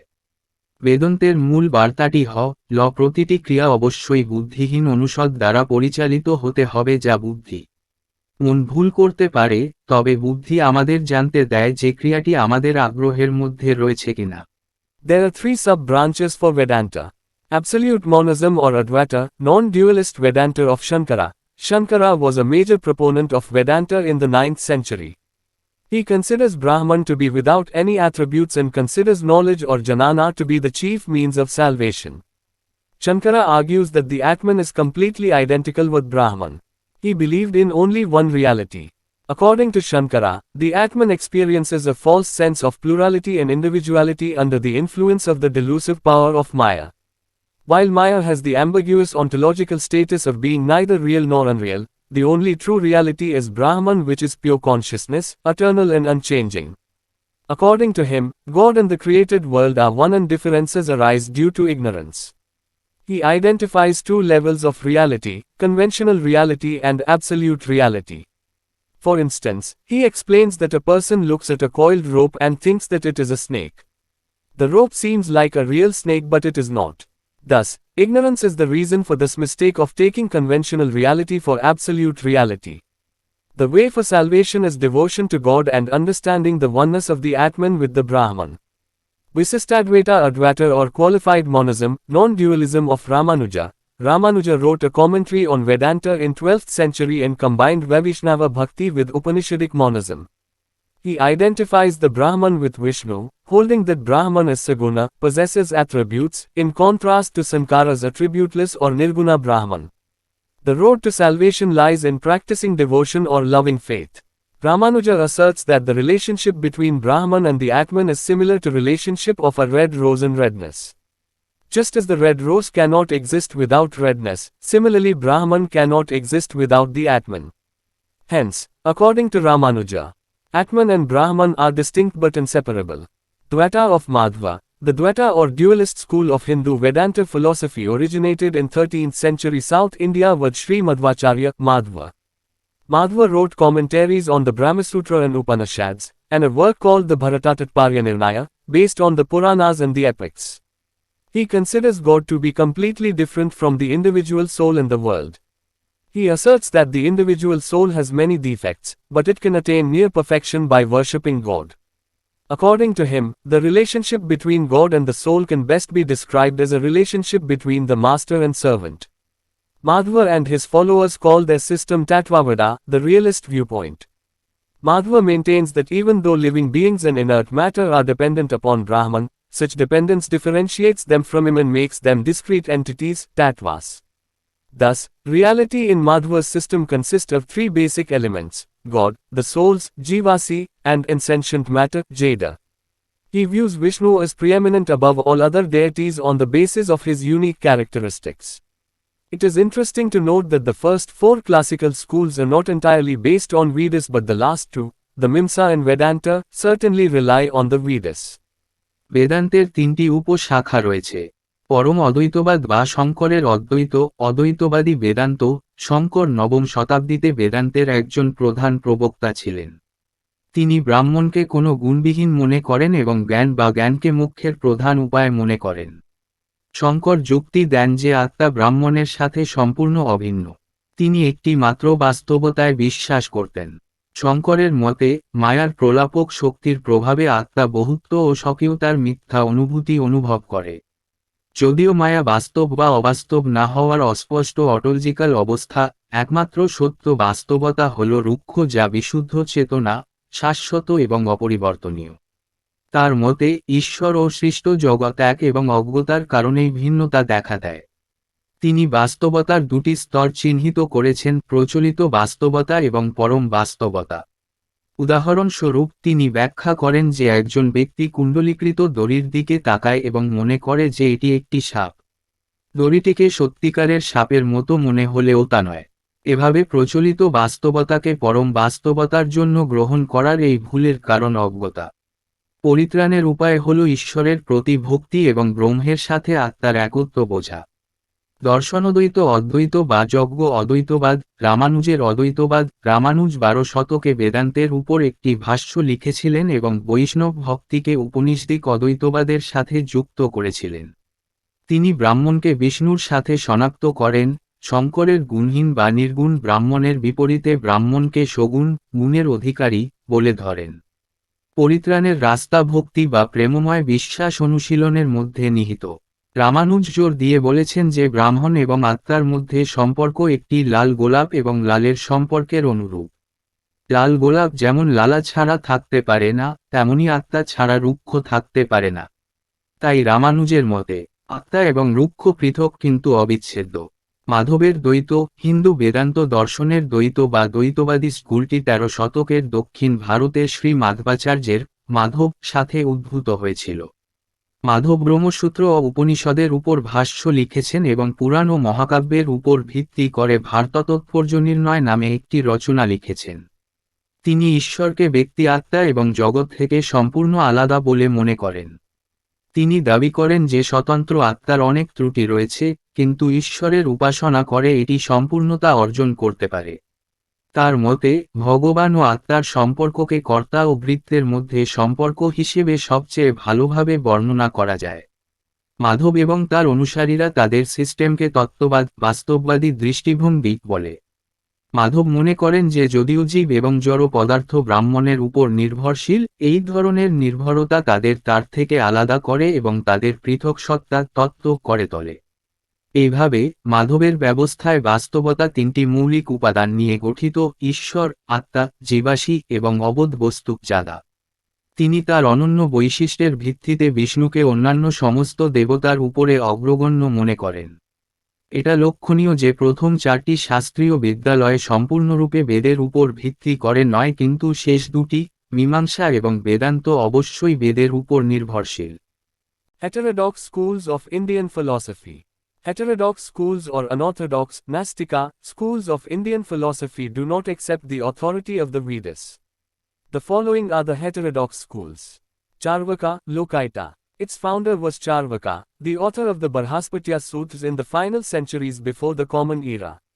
It is characterized as a materialistic and atheistic school of thought. Lokaita refers to ideas derived from common people and it underlines the importance of intimate contact with the world, Loka, while showing a lack of belief in the other world. It accepts direct perception as the surest method to prove the truth of anything. It thus recognizes earth, water, fire and air, but not ether, as it cannot be known by perception. Charvaka insists on joyful living and is opposed to the quest for spiritual salvation. He denies the existence of any divine or supernatural agency and accepts the existence, reality of only those things which could be experienced by human senses organs. Thus, there was a clear lack of faith in the existence of Brahman and God. According to Charvaka, the Brahmanas manufactured rituals for acquiring dakshina, gifts. The Islamic conquest of North India and the Gangetic plains. Rise and spread of Islam. In the 7th century CE, a new religion called Islam was founded in Arabia by Muhammad, 570 to 632 CE, an Arab merchant from the city of Makkah who would later be known as the Prophet Muhammad. In a very short span of time, Islam carved out an empire extending from North Africa to the Iberian Peninsula, to Iran and India. This religion transformed the religious, political and social life, not only of the people of Arabia but also of many other parts of the world. Islam lays an emphasis upon the belief in one God, Allah, and its holy book, the Quran, which is considered as the supreme authority in Islam is, according to Muslims, it was revealed by Allah to the Prophet Muhammad. Every Muslim is asked to pray 5 times a day, to fast during the month of Ramzan, or Ramadan, to distribute alms and to make a pilgrimage to Makkah once in their lives, if possible. Heterodox school of Indian philosophy. ভারতীয় দর্শনের হেটেরোডক্স school বা অপ্রচলিত, নাস্তিক স্কুলগুলি বেদের কর্তৃত্ব স্বীকার করে না। নিম্নলিখিত হেটেরোডক্স স্কুলগুলি হল: চারবাক, লোকায়ত। এর প্রতিষ্ঠাতা ছিলেন চারবাক, যিনি প্রচলিত যুগের শেষ শতাব্দীতে বারহাস্পত্য সূত্রের রচয়িতা। এটি একটি বস্তুবাদী এবং নাস্তিকতাবাদী চিন্তাধারা হিসাবে চিহ্নিত করা হয়। লোকায়তা সাধারণ মানুষের কাছ থেকে প্রাপ্ত ধারণাগুলিকে বোঝায় এবং এটি বিশ্বের লোকা সাথে ঘনিষ্ঠ যোগাযোগের গুরুত্বকে বোঝায়, যখন অন্য জগতে বিশ্বাসের অভাব দেখায়। এটি যে কোনো কিছুর সত্যতা প্রমাণ করার জন্য প্রত্যক্ষ উপলব্ধিকে সবচেয়ে নিশ্চিত পদ্ধতি হিসেবে গ্রহণ করে। এইভাবে এটি পৃথিবী, জল, আগুন এবং বায়ুকে চিনতে পারে, কিন্তু ইথার নয়, কারণ এটি উপলব্ধি দ্বারা জানা যায় না। চারবাক আনন্দময় জীবনযাপনের উপর জোর দেন এবং আধ্যাত্মিক পরিত্রাণের অনুসন্ধানের বিরোধী। তিনি কোনো ঐশ্বরিক বা অতিপ্রাকৃত সংস্থার অস্তিত্বকে অস্বীকার করেন এবং শুধুমাত্র সেই সব জিনিসের অস্তিত্ব, বাস্তবতা স্বীকার করেন যা মানুষের ইন্দ্রিয় দ্বারা অনুভব করা যায়। সুতরাং প্রক্ষ ঈশ্বরের অস্তিত্বে বিশ্বাসের স্পষ্ট অভাব ছিল। চারবাকের মতে ব্রাহ্মণরা দক্ষিণা, উপহার অর্জনের জন্য আচার তৈরি করেছিল। উত্তর ভারত এবং গাঙ্গেয় সমভূমিতে ইসলামিক বিজয়। ইসলামের উত্থান ও প্রসার। 7ম শতাব্দীতে ইসলাম নামক একটি নতুন ধর্ম আরবে প্রতিষ্ঠিত হয়েছিল। মুহাম্মদ 570 থেকে 632 খ্রিস্টাব্দ মক্কা শহরের একজন আরব বণিক, যিনি পরে নবী মুহাম্মদ নামে পরিচিত হবেন। খুব অল্প সময়ের মধ্যে ইসলাম উত্তর আফ্রিকা থেকে আইবেরিয়ান উপদ্বীপ, ইরান এবং ভারত পর্যন্ত বিস্তৃত একটি সাম্রাজ্য তৈরি করেছিল। এই ধর্ম শুধু আরবের জনগণের নয়, বিশ্বের আরও অনেক অঞ্চলের ধর্মীয়, রাজনৈতিক ও সামাজিক জীবনকে বদলে দিয়েছে। ইসলাম এক ঈশ্বর আল্লাহ এবং এর পবিত্র গ্রন্থ কুরআনে বিশ্বাসের উপর জোর দেয়, যা ইসলামের সর্বোচ্চ কর্তৃত্ব হিসাবে বিবেচিত হয় কারণ মুসলমানদের মতে এটি আল্লাহর দ্বারা নবী মুহাম্মদের কাছে অবতীর্ণ হয়েছিল।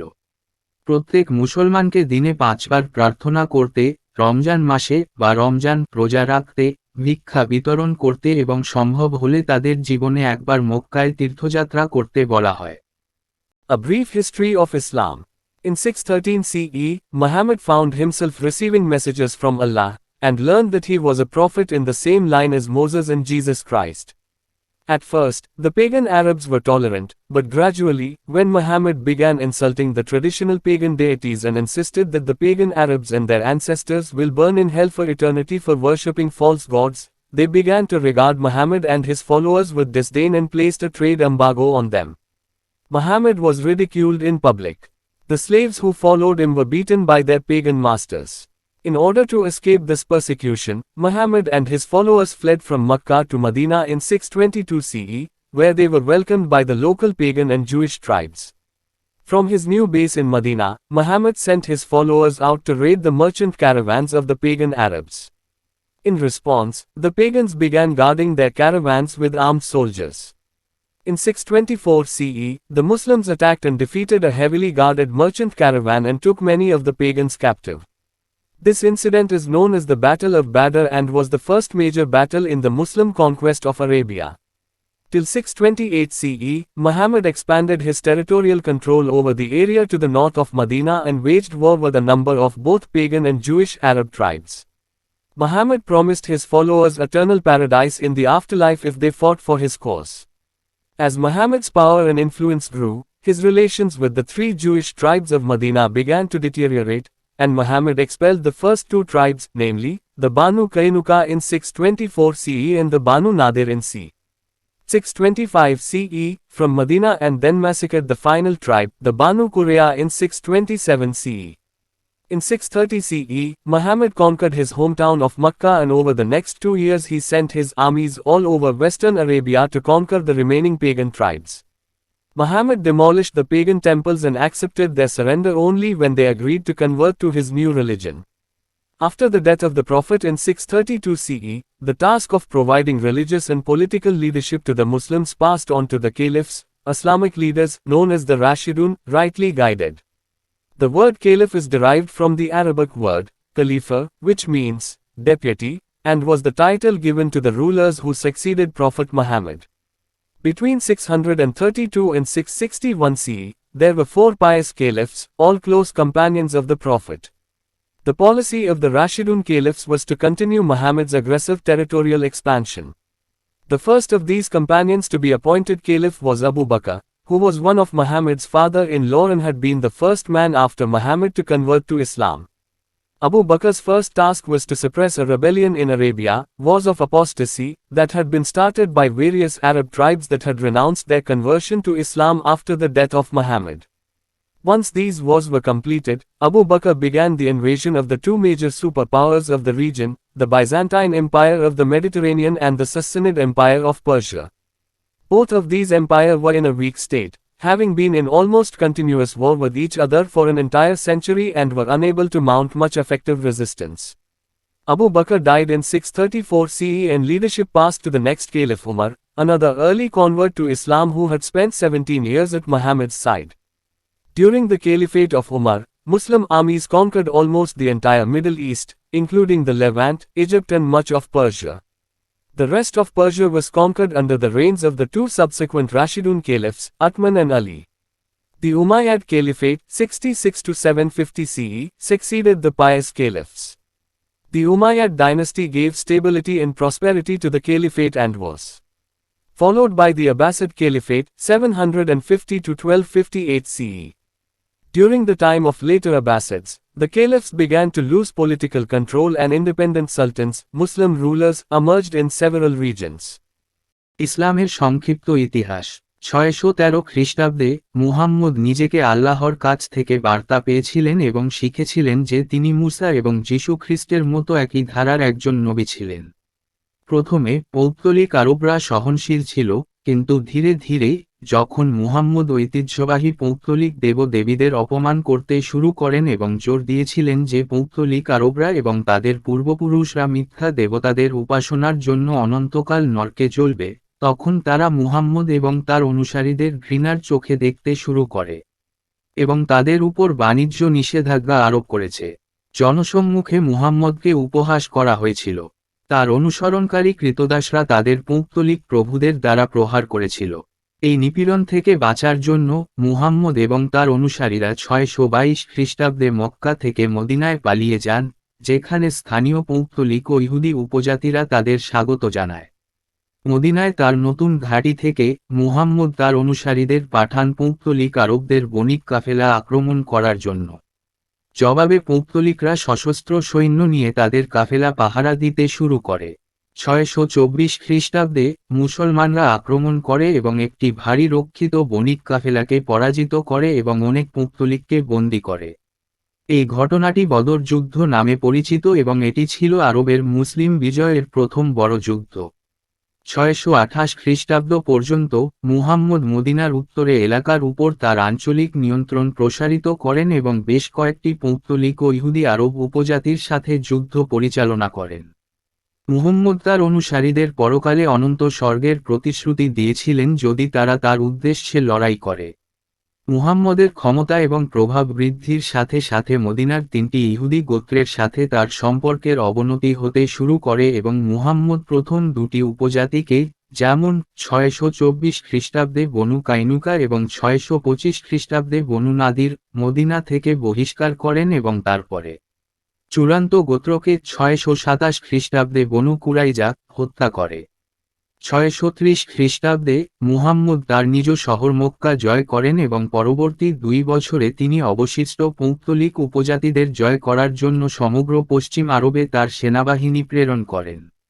মুহাম্মদ পৌত্তলিক মন্দিরগুলি ভেঙে দিয়েছিলেন এবং তাদের আত্মসমর্পণ গ্রহণ করেছিলেন যখন তারা তার নতুন ধর্মে রূপান্তর করতে সম্মত হয়েছিল।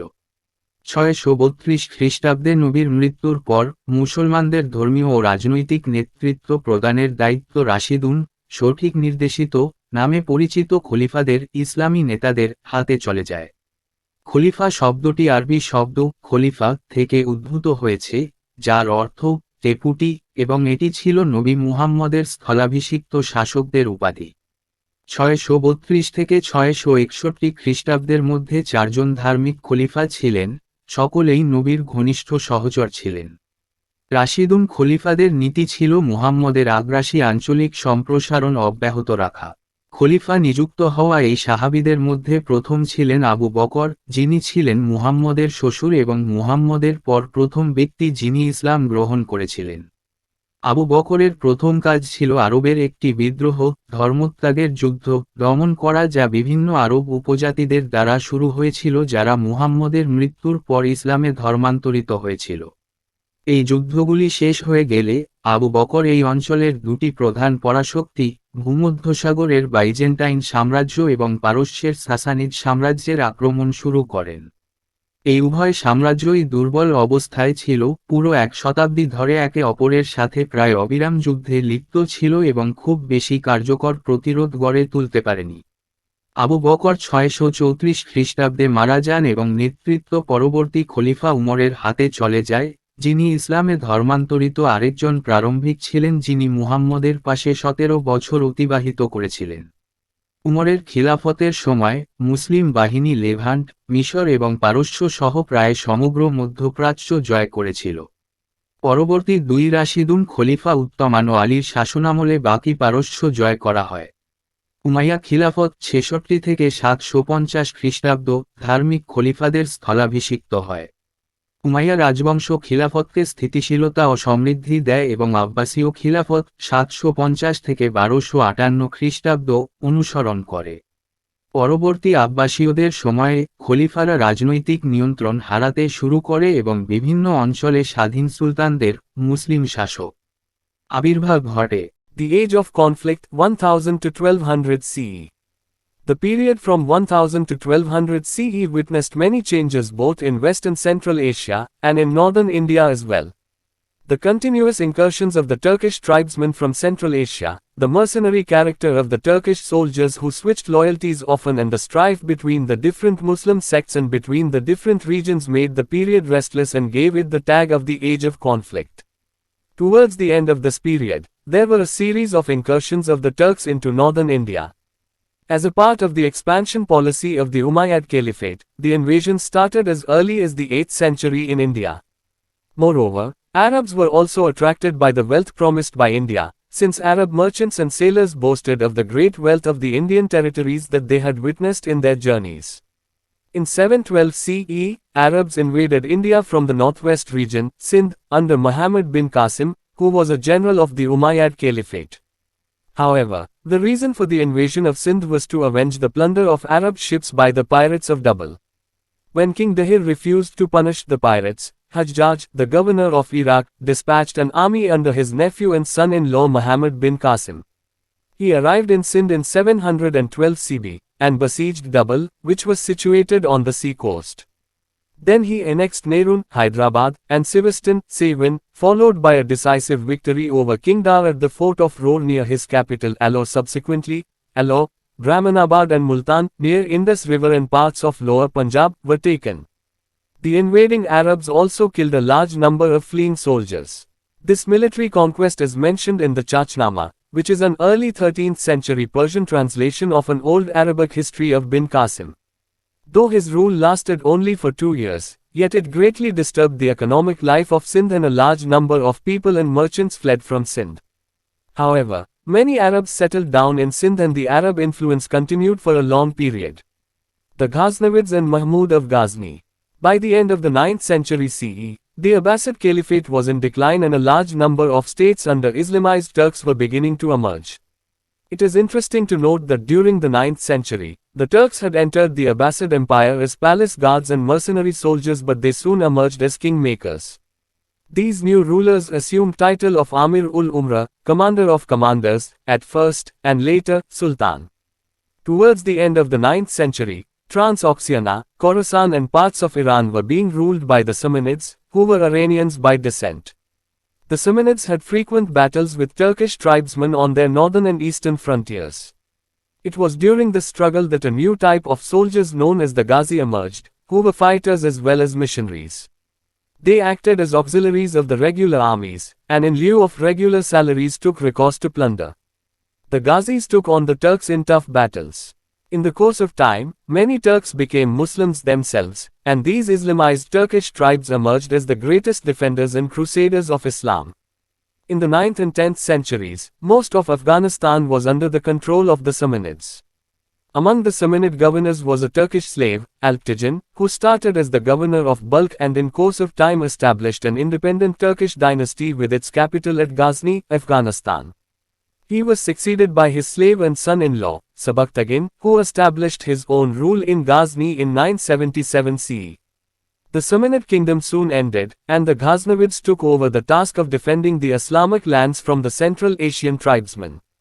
In these circumstances, Sabaktagin's son Mahmud ascended the throne 998 to 1030 CE, at Ghazni, the present-day South Kabul.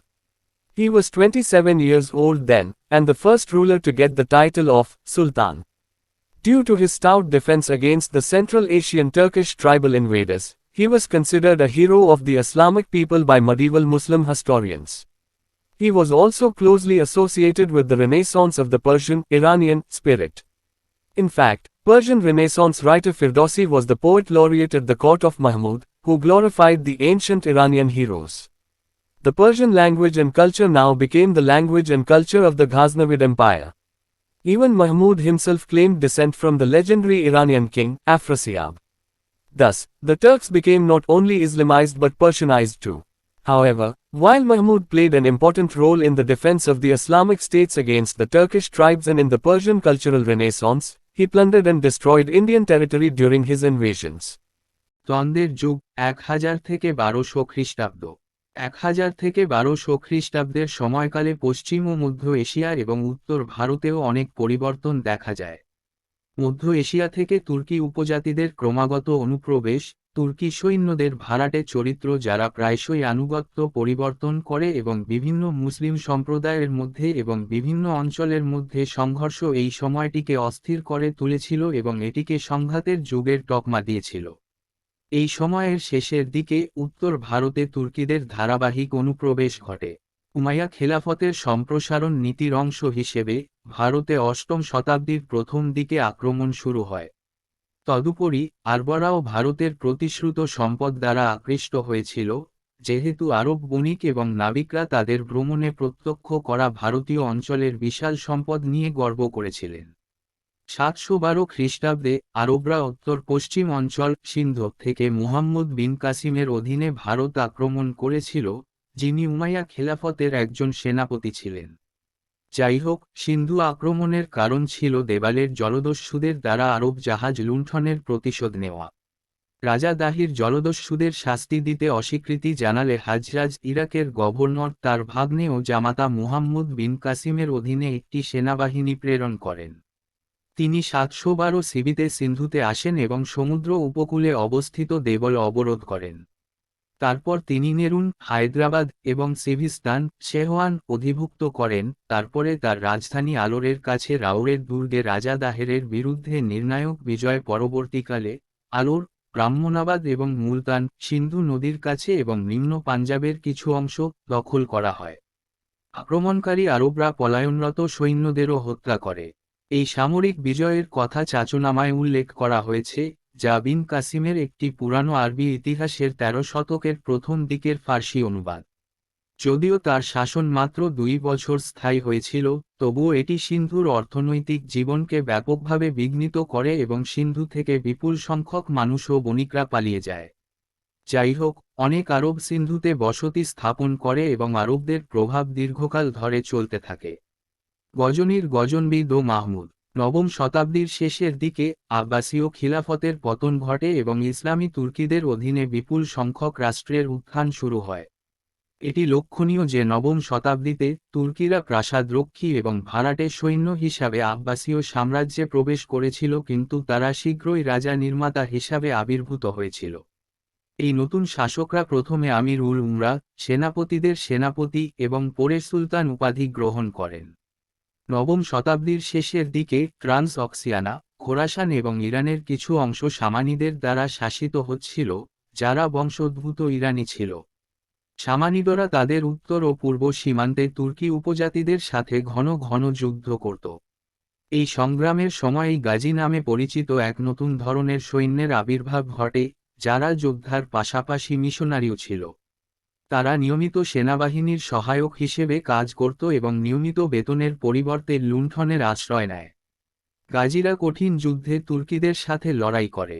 সময়ের সাথে সাথে অনেক তুর্কি নিজেরাই মুসলিম হয়ে ওঠে এবং এই ইসলামীকৃত তুর্কি উপজাতিরা ইসলামের সর্বশ্রেষ্ঠ রক্ষক ও ক্রুসেডার হিসেবে আবির্ভূত হয়।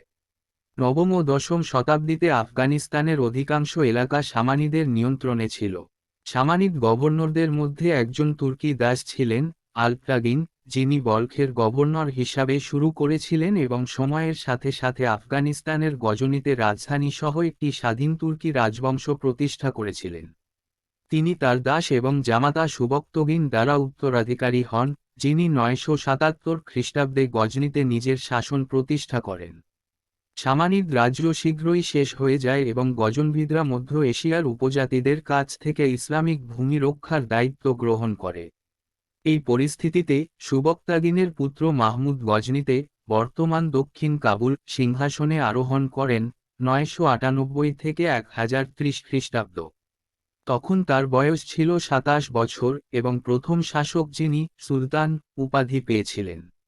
মধ্য এশীয় তুর্কি উপজাতীয় আক্রমণকারীদের বিরুদ্ধে তার দৃঢ় প্রতিরক্ষার কারণে মধ্যযুগীয় মুসলিম ঐতিহাসিকদের দ্বারা তাকে ইসলামী জনগণের একজন নায়ক হিসাবে বিবেচনা করা হয়েছিল।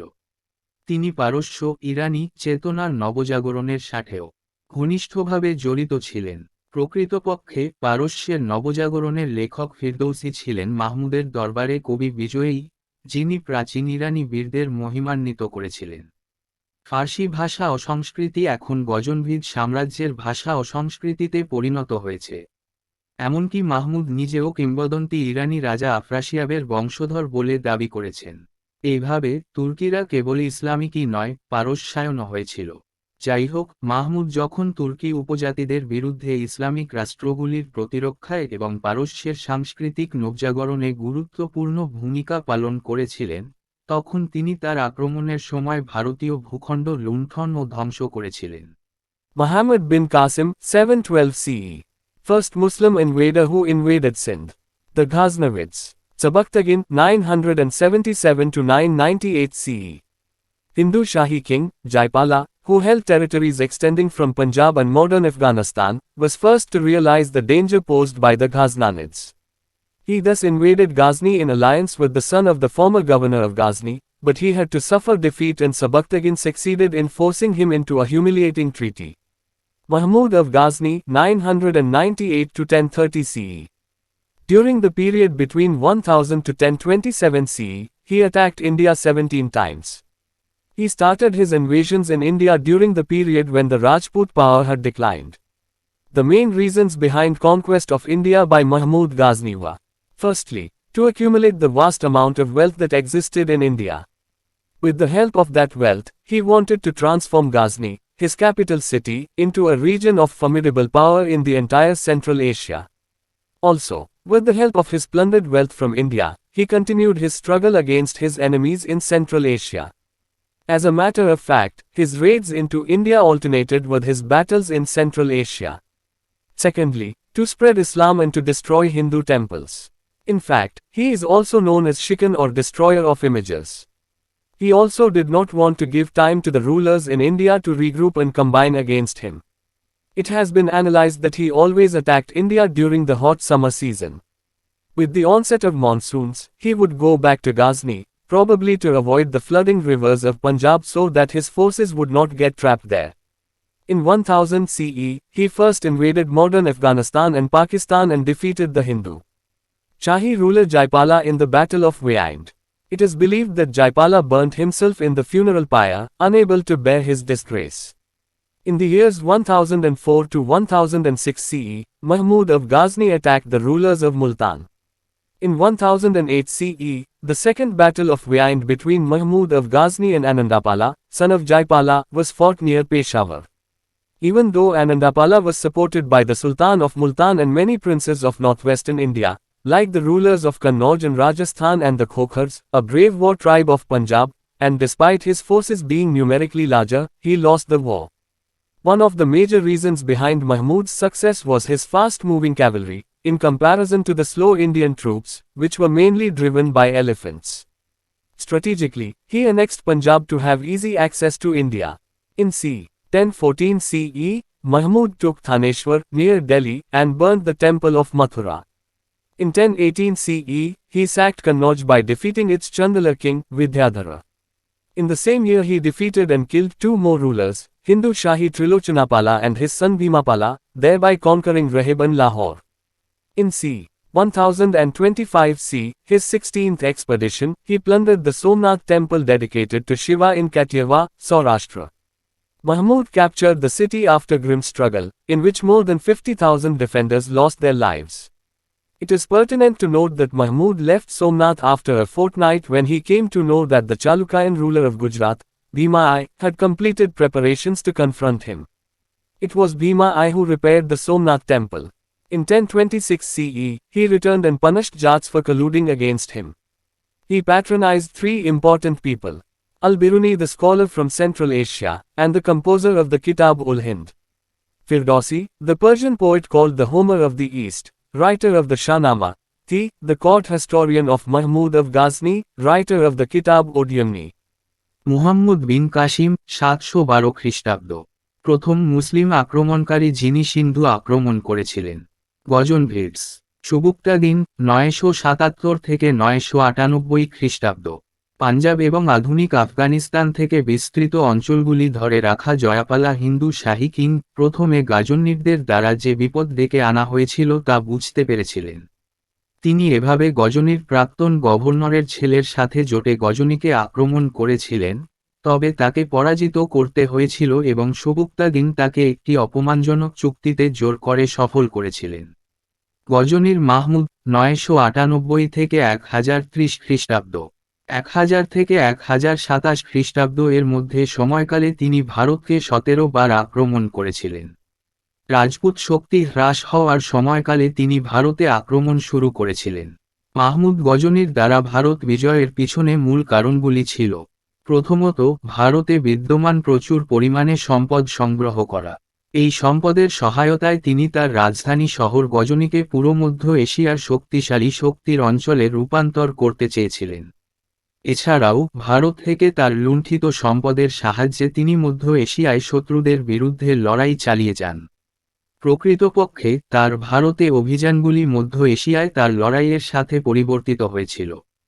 দ্বিতীয়ত, ইসলাম ছড়িয়ে দেওয়া এবং হিন্দু মন্দিরগুলি ধ্বংস করা।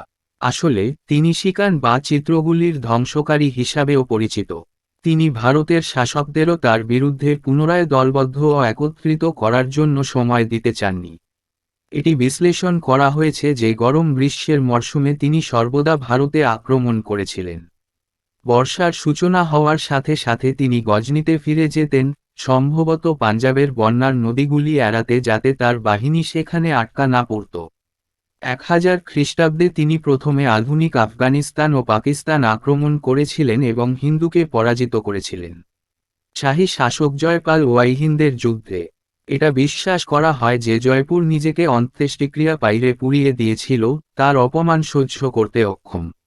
1004 থেকে 1006 খ্রিস্টাব্দে গজনির মাহমুদ মুলতানের শাসকদের আক্রমণ করেছিলেন। 1008 খ্রিস্টাব্দে গজনির মাহমুদ ও আনন্দপাল, জয়পুরের পুত্র, এর মধ্যে ওয়াইহিন্দের দ্বিতীয় যুদ্ধটি পেশোয়ারের কাছে লড়াই করা হয়েছিল। যদিও আনন্দপালকে মুলতানের সুলতান এবং উত্তর পশ্চিম ভারতের অনেক রাজকুমার দ্বারা সমর্থন করা হয়েছিল, যেমন কান্নৌজ ও রাজস্থানের শাসকরা এবং খোখারদের, পাঞ্জাবের একটি সাহসী যুদ্ধ উপজাতি এবং তার বাহিনী সংখ্যাগতভাবে আরও বড় হওয়া সত্ত্বেও তিনি যুদ্ধটি হারিয়েছিলেন, তিনি যুদ্ধটি হেরে গেছেন। মাহমুদের সাফল্যের পিছনে অন্যতম প্রধান কারণ লদ্ধির ভারতীয় সেনাদের তুলনায় তার দ্রুত চলমান অশ্বারোহী, যা মূলত হাতিদের দ্বারা চালিত ছিল। কৌশলগতভাবে তিনি ভারতে সহজে অ্যাক্সেস পেতে পাঞ্জাবকে সংযুক্ত করেছিলেন। 1014 খ্রিস্টাব্দে মাহমুদ হানেশ্বরকে দিল্লির কাছে নিয়ে মথুরার মন্দিরটি পুড়িয়ে ফেলেন। 1018 খ্রিস্টাব্দ তিনি তার চণ্ডেলা রাজা বিদ্যাধরাকে পরাজিত করে কান্নৌজকে বরখাস্ত করেছিলেন। একই বছরে তিনি আরও দুজন শাসককে হিন্দু শাহী ত্রিলোচানাপালা এবং তার পুত্র ভীমপালকে পরাজিত করেছিলেন এবং হত্যা করেছিলেন, যার ফলে রাহিব ও লাহোরকে জয় করা হয়েছিল। 1025 খ্রিস্টাব্দে তার 16তম অভিযান, তিনি সৌরাসত্রার কাঠিয়াওয়ারে শিবকে উৎসর্গীকৃত সোমনাথ মন্দিরটি লুণ্ঠন করেছিলেন। মারাত্মক সংগ্রামের পরে মাহমুদ শহরটি দখল করেছিলেন, এতে 50,000-এরও বেশি রক্ষক প্রাণ হারান।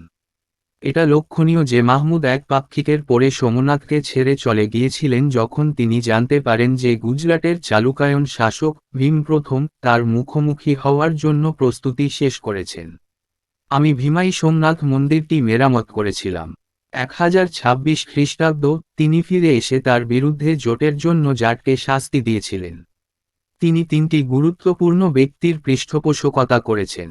আল-বিরুনি মধ্য এশিয়া থেকে পণ্ডিত এবং কিতাব-উল হিন্দের সুরকার। ফিরদৌসি পার্সিয়ান কবি শাহনামার লেখক the Homer of the east বলেছিলেন। কিতাব-উদ-দিয়ামনির লেখক গজনির মাহমুদের আদালত ইতিহাসবিদ। In 1030 CE, Mahmud died, and following his death a powerful empire called the Seljuk Empire came into being. This empire included Syria, Iran and Transoxia, and contended with the Ghaznavids for the control of Khorasan. In a famous battle, Masood, the son of Mahmud, was completely defeated and he had to flee to Lahore for refuge. The Ghaznavid Empire was now confined to Ghazni in the Punjab. Although the Ghaznavids continued to make plundering raids into the Gangetic Valley and Rajputana, they were no longer in a position to pose a serious threat to India. In the field of culture, a process of interaction between Islam and Hindu religion and society started. Lahore emerged as a center of Arabic and Persian languages. Muslim traders helped in augmenting the India's trade with the Central and West Asian countries. Muslim religious preachers called the Sufis emerged during this era, who preached the message of love and humanity to all and were widely respected by both Hindus and Muslims. Though the 17 invasions of India undertaken by Ghazni did not show any systematic effort to conquer the subcontinent, yet they proved very costly to Indian subcontinent. They not only exposed the inherent military weaknesses of Indian rulers but Ghazni's conquests, especially with the inclusion of Punjab and Afghanistan in his kingdom, made the Indian frontiers weak. His conquest opened the gates of India to be conquered from the northwest and thus made it easier for other Afghan and Turkish rulers to enter India into the Gangetic Valley at any time. One such ruler was Muhammad Ghori. 1030 খ্রিস্টাব্দে মাহমুদ মারা যান এবং তার মৃত্যুর পর Seljuk সাম্রাজ্য নামে একটি শক্তিশালী সাম্রাজ্য গড়ে ওঠে। এই সাম্রাজ্য সিরিয়া, ইরান এবং ট্রান্সঅক্সিয়া অন্তর্ভুক্ত করে এবং খোরাসানের নিয়ন্ত্রণের জন্য গজনভিদের সাথে বিবাদ করেছিল। একটি বিখ্যাত যুদ্ধে মাহমুদের পুত্র মাসুদ সম্পূর্ণভাবে পরাজিত হন এবং তাকে আশ্রয়ের জন্য লাহোরে পালিয়ে যেতে হয়। গজনভিদ সাম্রাজ্য এখন গজনি এবং পাঞ্জাবের মধ্যে সীমাবদ্ধ ছিল। যদিও গজনভিদরা গাঙ্গেয় উপত্যকা এবং রাজপুতানায় লুণ্ঠন অভিযান চালিয়ে যাচ্ছিল, তারা আর ভারতের জন্য গুরুতর হুমকি সৃষ্টি করার মতো অবস্থানে ছিল না। সংস্কৃতির ক্ষেত্রে ইসলাম এবং হিন্দু ধর্ম ও সমাজের মধ্যে মিক্সক্রিয়া প্রক্রিয়া শুরু হয়। আরবি ও ফার্সি ভাষার কেন্দ্র হিসেবে লাহোর আবির্ভূত হয়। মুসলিম ব্যবসায়ীরা মধ্য ও পশ্চিম এশিয়ার দেশগুলির সাথে ভারতের বাণিজ্য বৃদ্ধিতে সাহায্য করেছিল। এই যুগে সুফি নামে পরিচিত মুসলিম ধর্মীয় প্রচারকদের আবির্ভাব হয়েছিল, যারা সকলের কাছে প্রেম ও মানবতার বার্তা প্রচার করেছিল এবং হিন্দু ও মুসলমান উভয়ের দ্বারা ব্যাপকভাবে সম্মানিত হয়েছিল। যদিও গজনি কর্তৃক ভারতে 17টি আক্রমণ উপমহাদেশ জয় করার কোন পদ্ধতিগত প্রচেষ্টা দেখায়নি, তবুও তারা ভারতীয় উপমহাদেশের জন্য অত্যন্ত ব্যয়বহুল প্রমাণিত হয়েছিল। তারা শুধু ভারতীয় শাসকদের অন্তর্নিহিত সামরিক দুর্বলতাই প্রকাশ করেনি কিন্তু গজনির বিজয়, বিশেষ করে পাঞ্জাব ও আফগানিস্তানকে তার রাজ্যে অন্তর্ভুক্ত করার ফলে ভারতীয় সীমান্ত দুর্বল হয়ে পড়ে। তার বিজয় উত্তর পশ্চিম দিক থেকে জয় করার জন্য ভারতের দরজা খুলে দেয় এবং এটি অন্যান্য আফগান ও তুর্কি শাসকদের জন্য যে কোনো সময় গাঙ্গেয় উপত্যকায় ভারতে প্রবেশ করা সহজ করে তোলে। এমনই একজন শাসক ছিলেন Muhammad Ghori. The Ghurid dynasty and Muhammad Ghori. Many historians assert that the actual founder of the Islamic Empire in India was Shahabuddin Muhammad, also known as Muiz-ud-Din Muhammad bin Sam, popularly called Muhammad Ghori, who was the Sultan of the Ghurid Empire along with his brother Ghiyat-ud-Din from 1173 to 1202 CE, and the supreme ruler of the Ghurid Empire from 1202 to 1206 CE. He was one of the greatest rulers of the Ghurid dynasty, and is credited with laying the foundation of Muslim rule not only in India but also in South Asia, that lasted for several centuries. His kingdom included parts of modern-day Afghanistan, Bangladesh, Iran, India, Pakistan, Tajikistan and Turkmenistan. Brief background of Ghurid dynasty. We have just discussed about the establishment of the Seljuk Empire which eclipsed the Ghaznavids. However, towards the middle of the 12th century, another group of Turkish tribesmen who were partly pagan and partly Buddhist, shattered the power of the Seljuk Turks. In this vacuum, two new powers rose to prominence, the Khwarezmi Empire based in Iran and the Ghurid Empire based in Ghur in northwest Afghanistan. It is pertinent to note that though the Ghurids had started as vassals of Ghazni, they soon overpowered them. The power of the Ghurids further increased under Sultan Alauddin who earned the title of Jahan Sori, the world burner, since he ravaged Ghazni and burnt it to ground in revenge for the treatment that had been meted out to his brothers at Ghazni. Interestingly, the rising power of the Khwarezmi Empire severely limited the Central Asian ambition of the Ghurids. Khorasan, in Western Asia, which was the bone of contention between the two, was soon conquered by Khwarezm Shah and thus the Ghurids were left with no option but to look for the expansion towards India. In 1173 CE, Muhammad Ghori ascended the throne at Ghazni while his elder brother was ruling at Ghur. Ghori, being a very ambitious ruler, was thus naturally not satisfied with only Ghazni and wanted to expand his empire to get hold of more power and control. Being well aware of India's political, religious, social and military weaknesses, the desire to spread Islam in India and also the enormous wealth that India had, he thought of winning India. Thus, for all these reasons, he carried out a number of invasions to establish his rule over India. It is pertinent to note that unlike Mahmud of Ghazni, Muhammad Ghori was very much keen in establishing a permanent empire in India and not merely looting its wealth. His campaigns were well organized, and whenever he conquered any territory, he left a general behind to govern it in his absence. His invasions resulted in the permanent establishment of the Turkish Sultanate in the region lying north of the Vindhya Mountains. However, as a warrior, Mahmud of Ghazni was a more successful one, as he never suffered defeat in India or Central Asia, while Muhammad Ghori's political achievements in India were greater than that of Mahmud. However, the political and military motives of the two were very different. Ghurid রাজবংশ এবং মুহাম্মদ ঘড়ি। অনেক ইতিহাসবিদ দাবি করেন যে ভারতে ইসলামী সাম্রাজ্যের প্রকৃত প্রতিষ্ঠাতা ছিলেন শাহাবুদ্দিন মুহাম্মদ, মুইজ উদ্দিন মুহাম্মদ বিন শাম নামেও পরিচিত, জনপ্রিয়ভাবে মুহাম্মদ ঘড়ি নামে পরিচিত, যিনি তার ভাই গিয়াথ উদের সাথে ঘুরিদ সাম্রাজ্যের সুলতান ছিলেন। 1173 থেকে 1202 খ্রিস্টাব্দ এবং 1202 থেকে 1206 খ্রিস্টাব্দ পর্যন্ত ঘুরিদ সাম্রাজ্যের সর্বোচ্চ শাসক।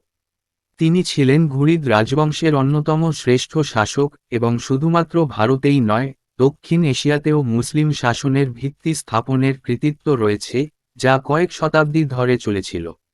তার রাজ্যে আধুনিক আফগানিস্তান, বাংলাদেশ, ইরান, ভারত, পাকিস্তান, তাজিকিস্তান এবং তুর্কমেনিস্তানের কিছু অংশ অন্তর্ভুক্ত ছিল। ঘুরিদ রাজবংশের সংক্ষিপ্ত পটভূমি। আমরা এইমাত্র সেলজুক সাম্রাজ্য প্রতিষ্ঠার বিষয়ে আলোচনা করেছি, যা গজনভিদেরকে গ্রাস করেছিল। যাই হোক, 12 শতকের মাঝামাঝি সময়ে তুর্কি উপজাতিদের আরেকটি দল, যারা আংশিকভাবে পৌত্তলিক এবং আংশিকভাবে বৌদ্ধ ছিল, সেলজুক তুর্কিদের শক্তিকে ভেঙে দিয়েছিল। এই শূন্যতায় দুটি নতুন শক্তি প্রাধান্য লাভ করে, ইরানে অবস্থিত খোয়ারিজমি সাম্রাজ্য এবং উত্তর পশ্চিম আফগানিস্তানের ঘুরে অবস্থিত ঘুরিদ সাম্রাজ্য। এটি লক্ষণীয় যে যদিও ঘুরিদরা গজনির অধিপতি হিসাবে শুরু করেছিল, তারা শীঘ্রই তাদের পরাস্ত করে। সুলতান আলাউদ্দিনের অধীনে ঘুরিদের ক্ষমতা আরও বৃদ্ধি পায়, যিনি জাহান সোজ বিশ্ব জ্বালানি উপাধি অর্জন করেছিলেন, যেহেতু তিনি গজনিতে তার ভাইদের সাথে যে আচরণ করা হয়েছিল তার প্রতিশোধের জন্য তিনি গজনি ধ্বংস করেছিলেন এবং এটিকে মাটিতে পুড়িয়ে দিয়েছিলেন।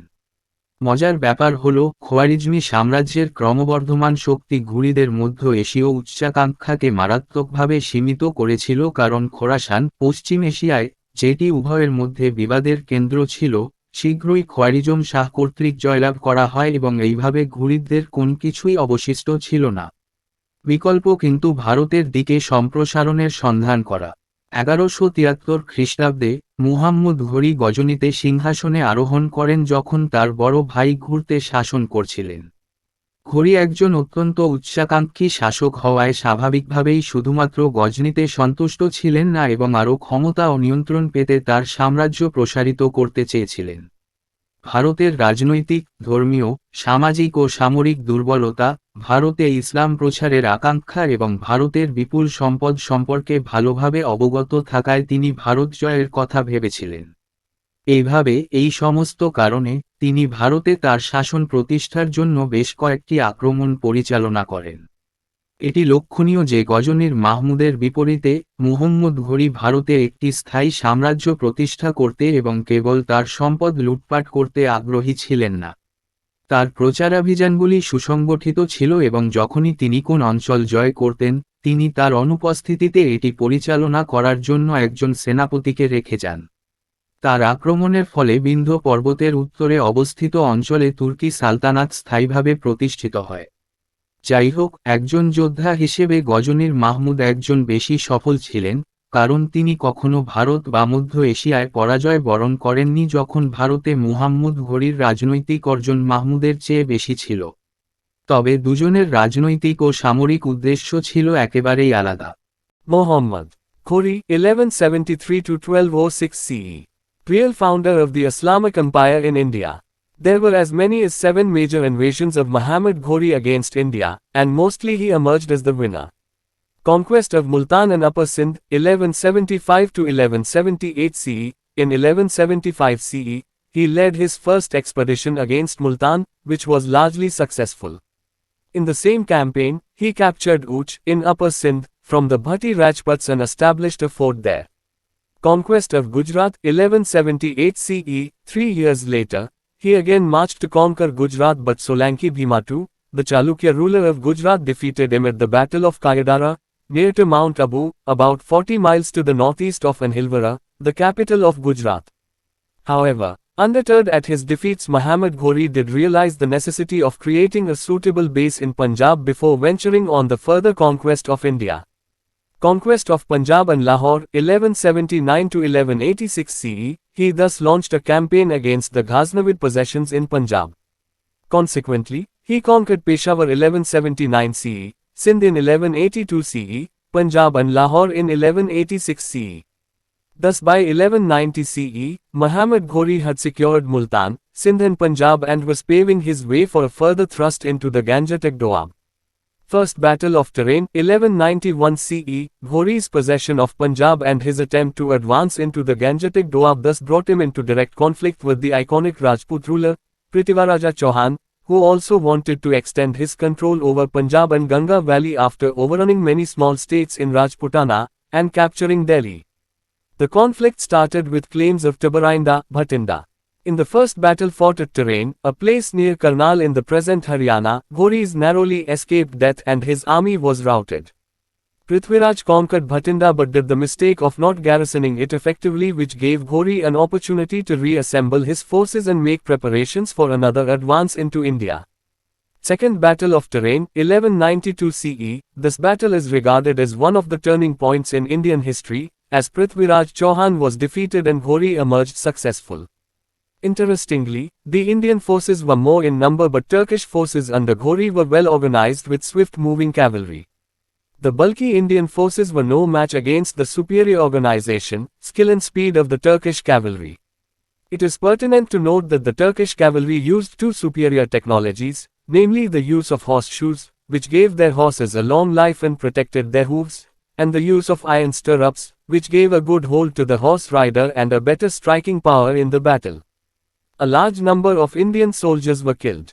Prithviraj escaped, but was captured near Saraswati. He was allowed to rule over Ajmer for some time, as the coins pertaining to this period bear legend Prithvirajadeva on one side and the words Shri Muhammad Sam on the other. However, soon after, Prithviraj was executed on the charges of conspiracy. Capture of Delhi and Ajmer. The Turkish army captured the fortresses of Hansi, Saraswati, Samana, Delhi and Ajmer. Battle of Chandwa 1194 CE, Ghori defeated Jayachandra, the ruler of Kannauj, of the Gahadiwalas dynasty. Thus, the battles of Terrain and Chandwa laid the foundations of Turkish rule in northern India. After this invasion, Qutb-ud-Din Aibak was made the viceroy of Muhammad Ghori.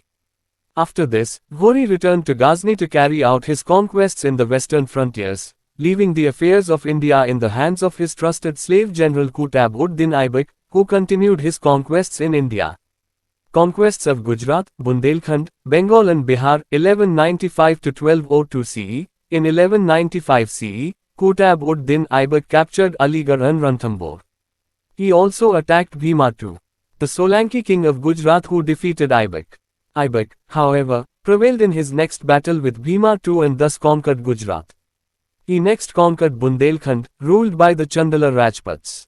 Simultaneously, Muhammad Bakhtiyar Khalji, another general of Muhammad Ghori, conquered Bihar in 1197 CE and Bengal in 1202 CE and destroyed the universities of Nalanda and Vikramshila. Khalji thus became the viceroy of Bengal and Bihar. Revolt of Khokhars 1205 CE, Ghori had to again come to India to crush the revolt of the Khokhars. However, in 1206 CE, Ghori was killed by someone near Dhamyak district of Jhelum, now in Pakistan, while going back to Ghazni. The reign of India passed on to Aibak, who laid the foundation of the slave dynasty.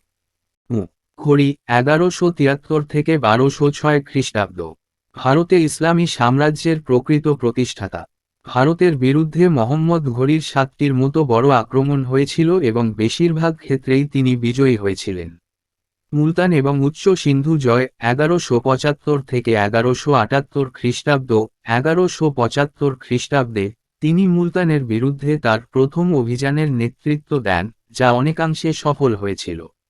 একই অভিযানে তিনি ভাট্টি রাজপুতদের কাছ থেকে উচ্চ সিন্ধুতে দখল করেন এবং সেখানে একটি দুর্গ স্থাপন করেন।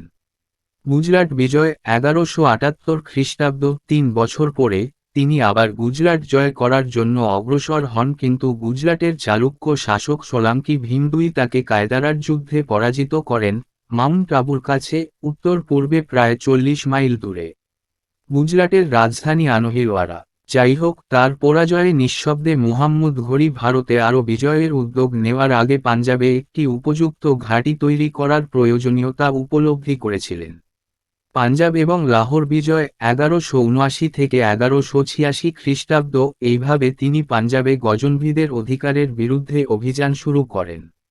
ফলস্বরূপ তিনি 1179 খ্রিস্টাব্দে পেশোয়ার, 1182 খ্রিস্টাব্দে সিন্ধু, 1186 খ্রিস্টাব্দে পাঞ্জাব ও লাহোর জয় করেন। এইভাবে 1190 খ্রিস্টাব্দের মধ্যে মুহম্মদ ঘুরি মুলতান, সিন্ধু এবং পাঞ্জাবকে সুরক্ষিত করেছিলেন এবং গাঙ্গেয় দোয়াবে আরও জোর দেওয়ার জন্য তার পথ প্রশস্ত করেছিলেন। তরাইনের প্রথম যুদ্ধ 1191 খ্রিস্টাব্দ।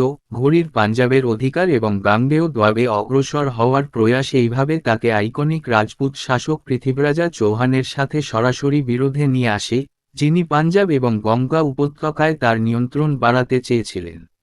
রাজপুতানায় অনেক ছোট রাজ্য দখল করে দিল্লি দখল করে। তাবারোহিন্দা, ভাটিন্ডা দাবি নিয়ে সংঘর্ষ শুরু হয়। তরাইনে, বর্তমান হরিয়ানার কর্নালের কাছে একটি স্থান, প্রথম যুদ্ধে ঘুরি অল্পের জন্য প্রাণে রক্ষা পান এবং তার সেনাবাহিনী পরাজিত হয়। পৃথ্বীরাজ ভাটিন্ডা জয় করেন, কিন্তু এটিকে কার্যকরভাবে সাজানো না করার ভুল করেছিলেন, যা ঘুরিকে তার বাহিনী পুনরায় একত্রিত করার এবং ভারতে আরেকটি অগ্রসর হওয়ার জন্য প্রস্তুতি নেওয়ার সুযোগ দেয়। তরাইনের দ্বিতীয় যুদ্ধ 1192 খ্রিস্টাব্দ। এই যুদ্ধটিকে ভারতীয় ইতিহাসের অন্যতম টার্নিং পয়েন্ট হিসাবে বিবেচনা করা হয়, কারণ পৃথ্বীরাজ চৌহান পরাজিত হন এবং ঘুরি সফলভাবে আবির্ভূত হন। মজার বিষয় হল, ভারতীয় বাহিনী সংখ্যায় বেশি ছিল, কিন্তু ঘুরির অধীনে তুর্কি বাহিনী দ্রুত গতিতে চলা অশ্বারোহী বাহিনী দিয়ে সুসংগঠিত ছিল। তুর্কি অশ্বারোহী বাহিনীর উচ্চতর সংগঠন, দক্ষতা এবং গতির সাথে বিশাল ভারতীয় বাহিনী কোন মিল ছিল না। এটি লক্ষণীয় যে তুর্কি অশ্বারোহীরা দুটি উচ্চতর প্রযুক্তি ব্যবহার করেছিল, যেমন ঘোড়ার জুতার ব্যবহার, যা তাদের ঘোড়াকে দীর্ঘ জীবন দেয় এবং তাদের খুরগুলিকে রক্ষা করেছিল, এবং লোহার স্টিরাপের ব্যবহার, যা ঘোড়সওয়ারকে ভালোভাবে ধরেছিল এবং যুদ্ধে একটি ভালো আঘাতকারী শক্তি। এতে বিপুল সংখ্যক ভারতীয় সেনা নিহত হয়। পৃথ্বীরাজ পালিয়ে গেলেও সরস্বতীর কাছে বন্দী হন। তাকে কিছু সময়ের জন্য আজমিরের উপর শাসন করার অনুমতি দেওয়া হয়েছিল, কারণ এই সময়ের সাথে সম্পর্কিত মুদ্রাগুলির একদিকে কিংবদন্তি পৃথ্বীরাজদেব এবং অন্যদিকে শ্রী মুহাম্মদ শাম শব্দ রয়েছে।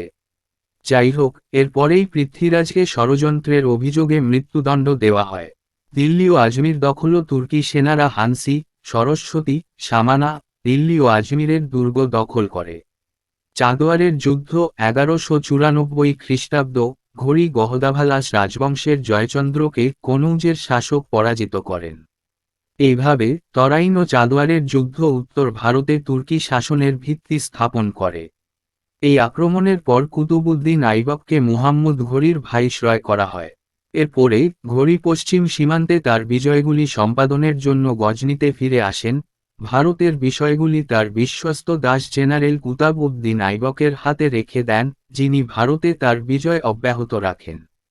গুজরাট, বুন্দেলখণ্ড, বাংলা ও বিহার বিজয় 1195 থেকে 1202 খ্রিস্টাব্দ। 1195 খ্রিস্টাব্দে কুতুবউদ্দিন আইবক আলিগড় এবং রণথম্বর দখল করেন। তিনি গুজরাটের সোলাঙ্কি রাজা ভীম দুইকেও আক্রমণ করেছিলেন, যিনি আইবককে পরাজিত করেছিলেন। আইবক অবশ্য ভীমের সাথে তার পরবর্তী যুদ্ধে বিজয়ী হন এবং এভাবে গুজরাট জয় করেন। তিনি পরবর্তীতে চান্দেরলা রাজপুতদের দ্বারা শাসিত বুন্দেলখণ্ড জয় করেন। একই সাথে মুহাম্মদ বখতিয়ার খলজি, মুহাম্মদ ঘুরির আরেক সেনাপতি, 1197 খ্রিস্টাব্দে বিহার এবং 1202 খ্রিস্টাব্দে বাংলা জয় করেন এবং নালন্দা ও বিক্রমশিলা বিশ্ববিদ্যালয় ধ্বংস করেন। এইভাবে খলজি বাংলা ও বিহারের ভাইসরয় হন। খোখরদের বিদ্রোহ 1205 খ্রিস্টাব্দ। খোখরদের বিদ্রোহ দমন করতে ঘড়িকে আবার ভারতে আসতে হয়েছিল। যাই হোক, 1206 খ্রিস্টাব্দে ঘড়ি গজনিতে ফিরে যাওয়ার সময় ঝিলামের, বর্তমানে পাকিস্তান, ধামমুখ জেলার কাছে একজনের হাতে নিহত হন। ভারতের শাসনকাল আইবকের হাতে চলে যায়, যিনি দাস রাজবংশের ভিত্তি স্থাপন করেছিলেন। এখানেই এই চ্যাপ্টারটি শেষ করলাম। পরবর্তী ভিডিওতে আমরা পরের চ্যাপ্টার পড়ব।